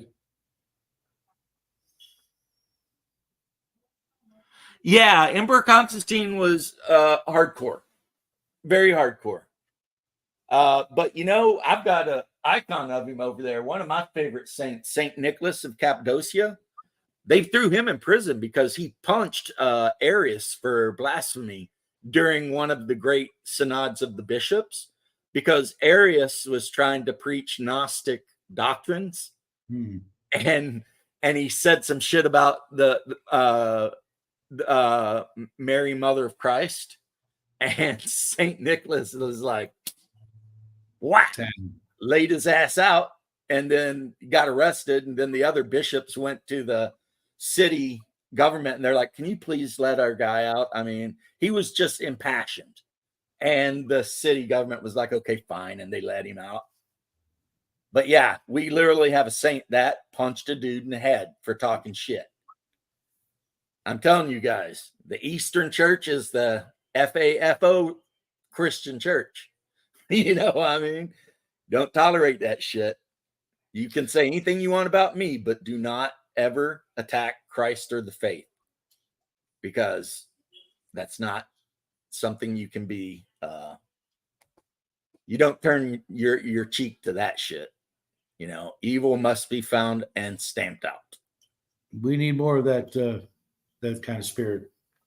Well, I mean, look at, and to make it, because people talk about religion versus politics. If your religion isn't influencing your politics, you're not religious, right? Like, I consider when I vote the pros and cons of every vote I make based on religious principles. And Jackie and I were, you've got to make choices you don't like, but you're fighting for the greater good. Yeah. You know, so it's not choosing the lesser of two evils. It's actually choosing the greater good of the two. And people look at it backwards, right? Or potentiality. Right. And notice that all the people who are getting on TV and saying vote for Kamala are also the same people that are being accused of going to Diddy parties and freaking being pedophiles and degenerates and all this stuff. Every single one of them. Like Cardi B getting up there and trying to be like, you need to vote for. Isn't that the same woman that drugged men and robbed them? It sure is. It's like, so that's the person that you want to be an influence. And plus, the only thing they seem to give a shit about is abortion anyway. Yeah, it's like the economy sucks balls. We're an inch away from war with a nuclear power or two, depending. And, you know, people can barely make ends meet here in America. We're being invaded from the southern border, but heaven forbid women not be able to just kill their unborn children whenever they want. I mean, what kind of evil shit is that? Almost the most evil. Yeah, that's about as evil as you get. That's some Moloch shit right there. The only thing worse is, of course, you know, harming the children. Well, you don't harm children much more than ripping them to little bits in the womb. I mean, the ones that are, you know, walking around. Oh, no, I get you. I get you. Christ talks about that. Those who somebody right around the neck. Those, yeah, it would be better they had a millstone tied around their neck and cast into the sea. Yeah, I get it. But it's like, how can you be such a freaking one, like, you're going to vote and you only have one issue that you care about? We're not standing for still. No, they've already caught these demon worshipers trying to do shit, and people will go to prison this time. Well, people already have. Well, let's rephrase that. If we win, they will. If not, it'll be us going to prison. Except I don't think they'll get away with it this time. There's too many people. I hope so. I've already heard of over 1 million different votes from various like about 12 different sources that I've been following. Over 1 million votes have been caught. Well, I do think it's odd that the swing states are the only states that won't have the votes counted by tomorrow night. Mhm. And it's like, how is that? What's so special about that particular 4 or 5 states that? Because they need to know how many ballots to print. Right. But the problem is for them is, according to like Crowder and a bunch of those guys, O'Keefe and all that, they've hired like thousands of lawyers that are Hundreds. going to the polling places and watching. Over 100,000, but the other side's got millions. So if they start catching people, it's going to be that ass, Mr. Postman. Wolverines, exactly. Jackie's mom got 2 ballots. One in Spanish, one in Chinese. What does that tell you? A Chinese ballot? Yes. I mean, people might call me an asshole, but I think the ballot should only be in English. And if you can't read English, you probably shouldn't vote. Well, there's a lot of reasons why you shouldn't vote or be allowed to vote. But yeah, if you're like 100% on welfare for like the last couple of years, you shouldn't be able to vote. If you don't own property, you got no skin in the game. But nah. Even if they do try to cheat this time, they'll get caught red-handed. And it could be the end of the Democrat Party, honestly. and if not, it could be the end of our party. Well, I mean, the Republican Party's dead. You know what I mean? I've told that to people. The Republican Party died in 2016 when they spent 4 years trying to stop Trump from doing anything good. You know, who's a Republican? That one-eyed dude from Texas, he claims to be a Republican, but he's not. You know, Mitch McConnell, he claims to be a Republican. F that turtle-faced bastard. You know what I mean? And Lindsey Graham, he's not a Republican. Those are establishment guys. Yeah, they're scumbags. And then you've got Republicans and you've got Trumplicans. Trumplicans are populists. They believe in the people. The so-called Republicans and the Democrat, that's the uniparty. They're the same people. And what's his name? The new Speaker of the House. He's one of them as well. He's one of them as well. You know, they talk a good game about how they're going to do all this shit. And then as soon as they get to DC, they just turn into scumbags. What the hell's his name? I keep thinking Brian Johnson, but that's a singer for AC/DC. What's his name? I don't know, but he had a chance to actually do something good like a while back, and he didn't. I'm in he let total Pelosi or agreement something get away with breaking the law or something. I have total agreement with the Shark. I know it's mean or cruel or heartless or whatever, but if you're oh yeah, I agree with that. If you're not tasked with dying for your country, then what the fuck? How's that right? Although supposedly a whole bunch of people are going to get drafted who never suspected that was going to be. Thank you, Mike Johnson. Yeah. He was the one where everybody wanted to do Article 25 or whatever on Biden because it was obvious he was freaking crazy as shit and he wouldn't do it. And now look what happened, he steps down and magically, it's like Kamala Harris has never received a single vote for any office she's ever held. Nope. Up till now. Did you hear what her husband said at that rally though? When things get tough, Kamala puts her head down and goes to work. He really said that. He said, I know he made a faux pas recently, and I didn't get to catch it. But is that what he? Her husband said that at a rally. Have you seen her husband? Yeah. Dear God, you clearly can tell who wears the pants in that family. Well, he's a big, pudgy Jewish guy who was friends with Weinstein and Epstein. I mean, I hate to say also this, a woman beater, and we know that for a fact. I can't picture him beating anything but his own meat, and I don't even want to picture that. He smacked the shit out of one of his girlfriends in public, his first marriage ended because he knocked up the nanny. He seems like the pudgiest, weakest, spineless, yellow-bellied. And I hate to say this, but Kamala seems like, at least a little harder ass than him. You know what I mean? Here's the thing, and I forget who said it, but they're right. High testosterone makes a man that will protect a woman. Low testosterone makes a man that will abuse a woman. Yeah. I don't picture. So these I- low-key soy boys, they're the ones that take advantage of women. Yeah. I just can't picture how that works in the Harris household. You know what I mean? I agree, He's OG. going to be like a completely Um, different guy off camera. You know what I mean? We need to do what they do in Poland too. Like, if a man and a woman get married and they have like 4 children and they stay together, they don't have to pay taxes. We need to raise it up to 8, like a certain other religion of peace has been doing for centuries, or we won't exist. Or like the Russians have been doing for centuries. Yeah. I mean, your average Russian family out in the rural areas, 7, 8, 9. They're like hillbillies. I mean, both of my grandmas had minimum 8 kids. One of them had 11. Dang. That was just how it was in Eastern Kentucky, man. Mhm. I guess because they didn't have electricity or TV. I mean, Yeah, they had it's nothing better to funny do you overnight. mention that. I was talking to Raven, Raven, not your Raven. Yeah, she dropped in earlier. Yeah, I saw that. I We were talking invited about- her to talk to me one of these days about the moon-eyed people that used to live in Appalachia.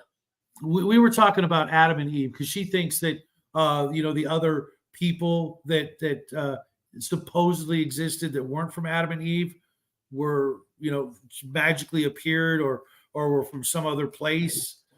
You know that argument. Yeah, the only reason people have that argument is they'll ask the question, well, where did Cain's wife come from? Right. It was And his it's like, sister. yeah, Cain exactly. married his sister. And she didn't understand the math. People lived a lot longer back then, which meant Eve probably pumped out like 100 kids, Oh, yeah. if not more. If And not more. over time, they only had to get to be about like 15, 16 before they themselves started having kids. Yeah. But if Cain you're married living- his sister and went into the land of darkness and had a bunch of sons and daughters. And one of his sons was Enoch, but there's actually 2 Enochs in the Bible. Right. And some people mistake that, just like they mistake the Marys. And they say that the woman who washed Christ's feet was Mary Magdalene, but that's not said in the Bible. Exactly. That's just people trying to connect dots that maybe you shouldn't be trying to connect dots for. But here's the thing you have to remember, and this is scientific. Genesis, genes is. The original man and woman were created absolutely genetically perfect, without cancers, without any sicknesses, without any of that. Mm-hmm. And they lived literally hundreds of years. Mm-hmm. And they were so genetically perfect that if a brother and a sister married, it wouldn't create a little crab-handed mutant offspring, right? But the problem is, as every generation has happened, our genetics have become more and more degraded. Mm-hmm. It's like a copy of a copy. It's a copy of a copy of a copy of a copy of a copy. Right. So the original humans, including Lilith, who was cast out of the garden, become a demon and had sex with Satan and all that. But that's Jewish folk tales. That's not in the Christian Bible anywhere. But when I was Jewish, that's what we learned. But anyway, we're at the point to where, I mean, look at us. We don't live near as long. We get all kinds of diseases out of the blue, genetic issues, autism just keeps going up and up and up. I mean, so we're definitely dealing with genetic issues. There are genetic issues going on. Now, according to biblical stuff, as I understand it, the reason for the flood was because every single human being on the planet, except for Noah and his family, had been genetically corrupted. I mean, right down to the DNA. And there was no saving them. They were evil at a genetic level. Well, what about Genesis 6? What's it say in Genesis 6? I don't have my About Bible. about the giants, the Nephilim. Oh, yeah. The Nephilim is why they were corrupted. Right. Okay. The fallen angels, Azazel is named by name. Mm-hmm. Right? They created the giants and they corrupted all the life on the planet. And so Noah was tasked with doing what he did. And all of those people were killed. But the problem is some of the sea life was corrupted as well. And it lived. You know what I mean? So, yeah, that's why a lot of ancient cultures thought the deep sea was literally hell. The ancient Celts believed that. I think the some of the Mesopotamian people believe that. So what you're saying is mermaids might have been real once upon a time? If mermaids were real once upon a time, they were the offspring of the Nephilim and evil women. So yes, to answer your question, yes. That's nasty. That's nasty.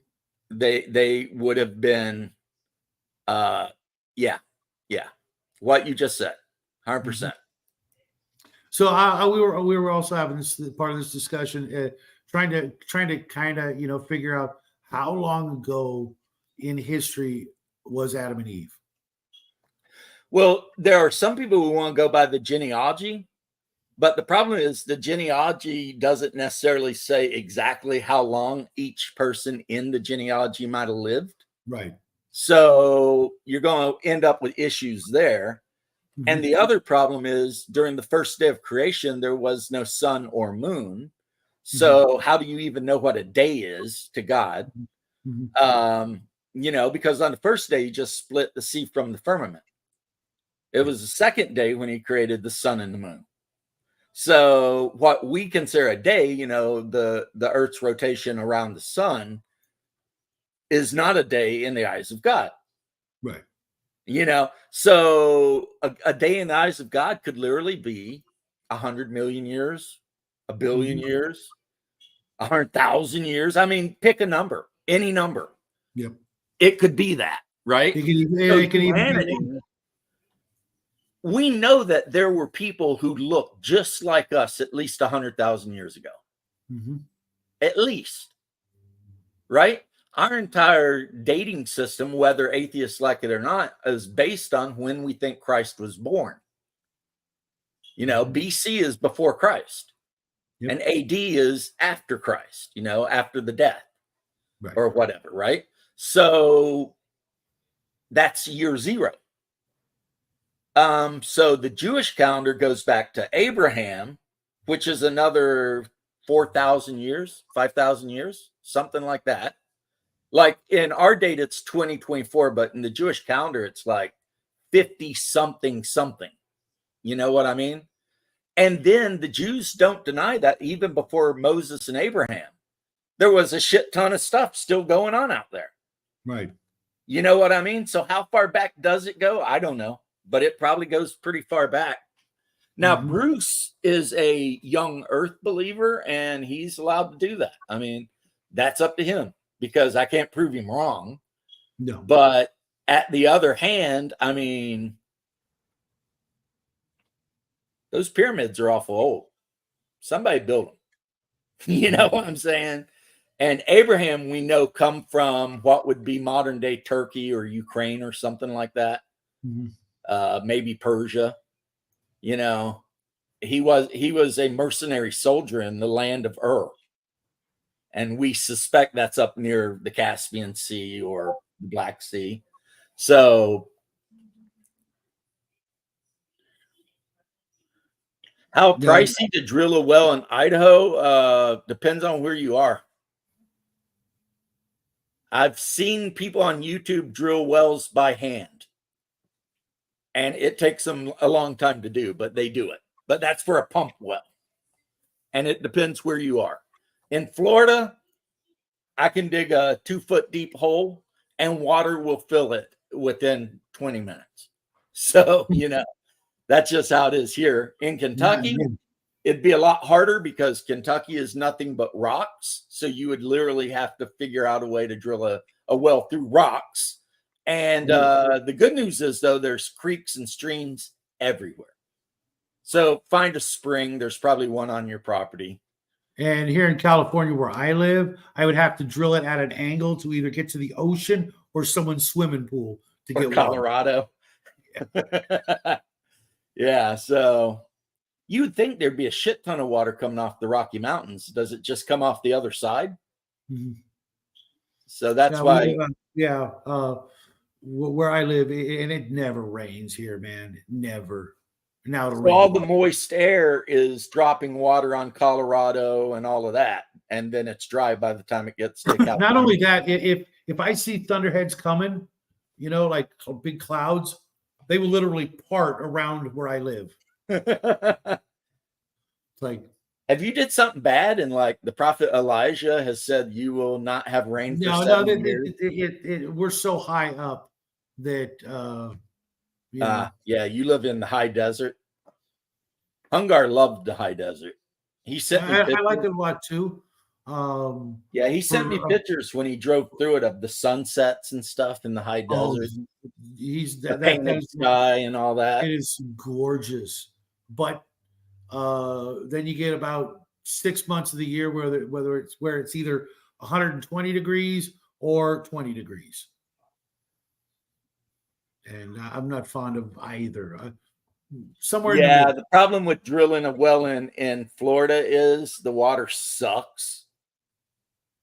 That's why if I ever really feel like, my wife was telling me today, if we ever felt like society was going to collapse in the near future, we would load up and move to Kentucky ASAP. Because at least up there, I know we've got spring water we could drink, and hillsides we can farm, and deer we can shoot. But down here, man, if the water plant shut down and didn't actually treat the water, people would be dropping dead from Legionnaire's disease and Giardia and every other thing, like within a month. Where you going to go out and start drinking water out of one of these retention ponds? Half of that water's reclaimed water, which means it's literally sewer water. Mm-hmm. You get a lot of bad stuff from that, like Hep B and all kinds of diseases. Have you seen those machines that pull water out of the air? I've heard of them. I mean, I know you can, in the desert, you can set up like a plastic. You can set a plastic sheet up with a weight and a bucket under it to catch moisture. Yeah, no, this is more like in Star Wars, on Tatooine. It's a machine that like pulls it in and condenses it.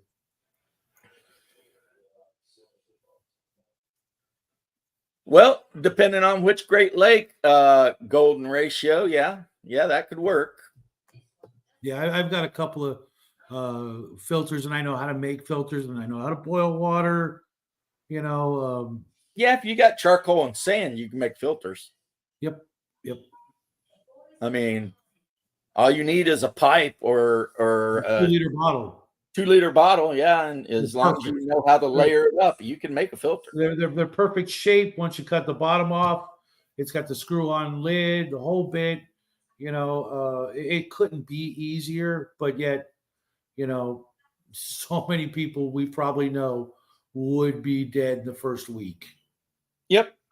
Well, I have drank water directly out of the Cumberland River, and while I wouldn't say it's the best thing in the world to do, I didn't die.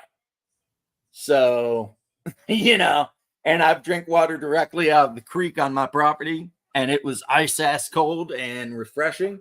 So, because it comes out of a spring right out of the rocks and runs down the hill. So, nice. Unless something were to be able to like actually, I literally saw some ads earlier this year, and it literally looks like those little cabinets where you put your Sparklets water bottle in it. It doesn't look any different than that, and you just hit the tap, and out comes water. As long as you've got electricity, so you don't have to run into Tashi Station to get any power converters for solar panels. The moisturizers. Get some solar panels, you're good to go. Which is funny because if you think about it, back in 1977, solar panels weren't like, a big thing Lucas would have heard about, but you can guarantee they would have been all over freaking Tatooine. You know what I mean? Oh, yeah. And why not? I mean, The only thing you'd have to do is protect them from sand people and the freaking Jawa, Well, they'd be strip stealing them them out. left and right, like George Lopez says, you better, never mind. Yeah, I mean, the sand people might steal all your freaking solar panels, and or the Jawa, and the sand people might destroy them just for the shit of it. Well, But the Jawas would sell them back to you. yeah, the Jawa at least would sell them back. But as long as you could build them in an area where you could keep an eye on them, yeah, you'd be made. I figured it out. That's what it is. The Jawa sandcrawler, the roof is nothing but solar panels, and most of that sandcrawler is battery. Probably. And the treads are powered by electrical batteries. There's those gigantic mining trucks. They look like dump trucks, but they're bigger than a house. Mm-hmm. Yeah, they're electric. They have a diesel engine, but the diesel engine spins a electric generator, and the engines at the wheels are electric. Yep. It's nuts, how those things work. I've been collecting cigarette butts for 12 years. That's crazy. Really? High pressure, pure water through them. And I've been throwing them away for decades, and I'm getting ready to quit smoking. Son of a... I think I would rather just do the charcoal sand method than collect a million cigarettes. if I smoked them, sure. If I had known about it, awesome. Did I know about it? No. So I'm gonna have to just go with charcoal and sand and gravel and maybe grass. OGG, you're 100% right. If you know how to build a still, then you will be able to produce, depending, drinkable liquid or fuel. But you don't want to do both in the same still, because if you run wood alcohol through a still and then run grain alcohol through that still, and you drink that grain alcohol, you will die. Yeah. So don't do that, because wood alcohol takes all the wrinkles right off your brain, and then you die. Not a good idea. All the wrinkles off your brain. It does. That's how they know you died of wood alcohol poisoning. When they do the autopsy and they open your head up to look at your brain, if it's smooth, they know what killed you. So, Fiddler's Green, that sounds too much like the serial killer or whatever in the Sandman show. Or whoever Fiddler's Green was in Sandman. I have the graphic novel, but it's been a while. There was a so you would basically have to, if you're going to do stills, you would have to do 2 independent stills and make sure they are clearly marked, which is which, and clearly mark which alcohol is which alcohol.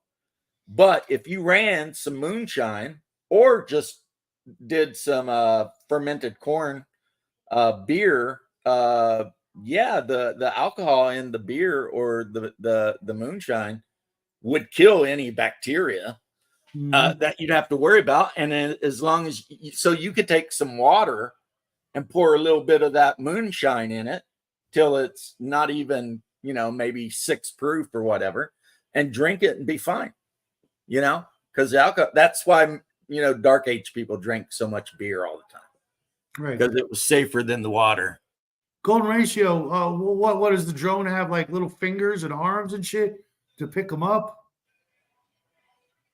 They could. I mean, if they got drones that can drop grenades and tank hatches, I'm sure they can pick up cigarette butts. Land of the Dead. Huh. Almost every vehicle that the military makes can be switched over to alcohol. Like the Bradley M2, you can switch it to alcohol. You got to change out the carburetor and stuff. Now, there is an issue where the alcohol will wear the engine out a lot quicker than diesel would, but you can do it. And I think most cars, you can do it too. But again, alcohol burns so differently than gasoline or diesel that it's very hard on the vehicle. But you can do it. You can do it, absolutely. And the main difference is you build a still like you're going to do moonshine, except this, instead of using sugar and corn, you just gather up basically anything green, leaves, grass. How long can you store the alcohol? Pretty much forever. Really? Yeah, pretty much. I know you can't do that with gasoline. So no, gasoline turns into resin after so many years. It turns into lacquer. So yeah, after like 5 years, it's not worth the shit. I don't know how long it takes diesel to go bad, but if you have a bottle of isopropyl alcohol at your house, I mean, does it got like a good till date on it? I don't know. I'll check it later when I go upstairs. Yeah, next time I'm in the garage and I look at by my 3D printing station, I'll see, because I use 99% isopropyl, and I've never seen a good till date on that shit. Yeah, that's what I use to clean my brushes.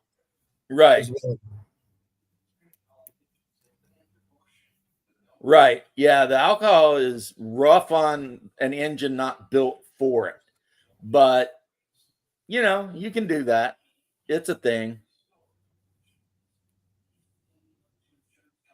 Yeah, OGG said alcohol, if you store in the proper conditions, will stay good a long time. Yeah, that's what I thought. What's the proper container? Glass? I don't know. I would probably say plastic. All of the alcohol I order it by the gallon. It comes in plastic jugs. Right, but and you probably if you're talking long-term storage, I can see plastic breaking down. Depends on the plastic. Like a decade, let's say. Well, yeah, eventually it might, but you probably keep it in a cool, dark place, and it will probably stay good forever. I mean, it's sunlight that cracks plastic. That's a fact. And heat. Because I've got a lot of water bottles, and even in a cool, it's like you said, it wasn't a cool place. It's cool half the year. The other half of the year, it's hot, and I started getting leaks, so I had to replace them. So OGG says, yeah, metal or glass for the longest, and keep it out of heat and sunlight. Good to know. So if you have one of those old metal jerry cans and you set a still up and brewed yourself up, I don't know, 20 gallons plus of alcohol, which you could easily do on just a normal size still, you'd be set. You could run lanterns off of it. I mean, there's all kinds of things that run off of isopropyl alcohol or ethanol. I wouldn't use it for lanterns, though. I would use other things. Just don't drink it, because it will kill you. Like I said, it'll take every wrinkle off your brain. You'll be dead. You'll get really drunk first, though. Yeah, well, and then you'll pass out, and then you'll die. Yeah. So yeah, like I said, the military, our logistics guys had stills in storage, and they were expected to be able to use them in the off chance that we ever got into a war that went so long that we ran out of diesel. Well, we already did that. We did that last year. And so their whole deal would be to set these stills up and just start making alcohol, and then switch out. There's a couple of things they switch out on the Bradley engine, and that bitch will run on alcohol. Oh, anyway, what is this Christian Nationalist game? Well, no, I'm a Christian nationalist talking about games. The most Christian nationalist game I can think of as far as role-playing would be Baptism of Fire. My son's a huge fan of Hearts of Iron. He's probably playing it right now. Since Baptism of Fire is a role-playing game set during the Christianization of Poland and the Kievan Rus, there's a lot of Christian nationalism going on there. I can't think of any other game that I would say Christianity is super involved in as a role-playing game. You know, pen and paper. Maybe Vampire the Masquerade, you could play a hunter and be a hardcore, you know, Christian that hunts down and kills vampires. Believe it or not, James, the game you hear me always talking about, Arduin, actually has a bit of Christian churches in Arduin. So I'm looking forward to seeing that. I don't even know what the Christian Nationalist flag is. Is it the white flag with the blue and the cross in the blue? Ask Jackie. He'd tell you in a heartbeat. Because like every church in my area flies that. Like all of the Protestant churches fly that flag. It's like a white flag with a blue square and a red cross. I wonder if Jackie has that flag. Jackie's got a huge flag collection, so I bet he's got one already. Well, I put it up, or I would show you my Christian Nationalist flag, which is just the flag of Byzantium or Eastern Rome. And yes, it is a dream that one day Istanbul will be Constantinople again. But yeah, I assume it is. No, Baptism of Fire is like a best-selling role-playing game. Oh, the Cross of St. James. Mine is, well, the one right here I'll show you in front of me is the Imperial Byzantine or Eastern Roman flag.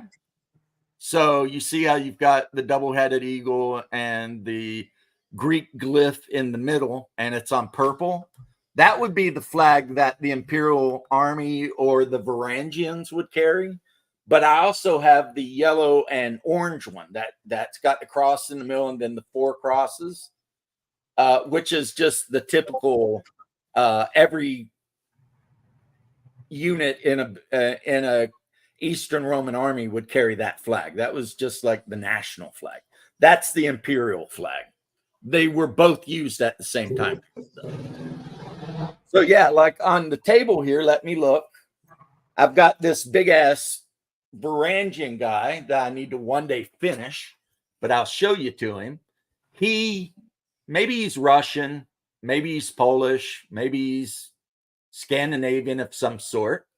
But if you look at his shield on the back, if you look close, you'll see the PX symbol. And it's then kind of shadow. Yeah, it's hard to see.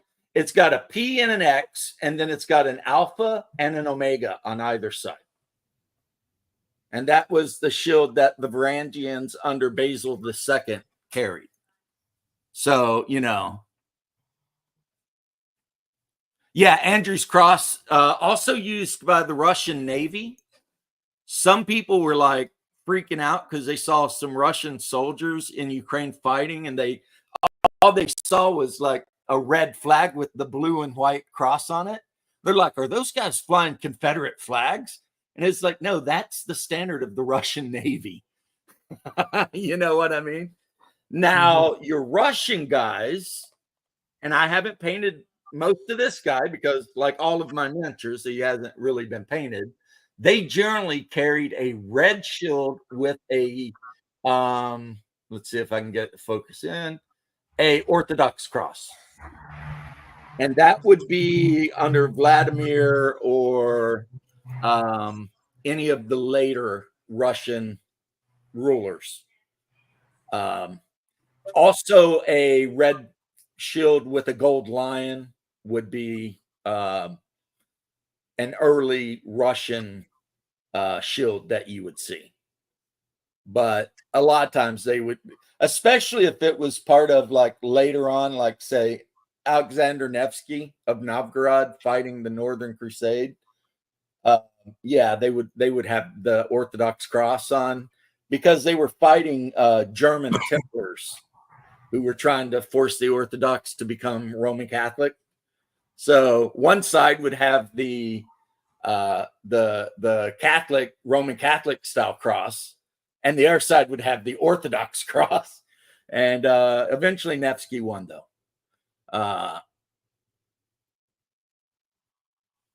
Yes, it is OGG because the Varangian Guards under Basil, that would be when what we call Byzantium was still referred to by themselves as Eastern Rome.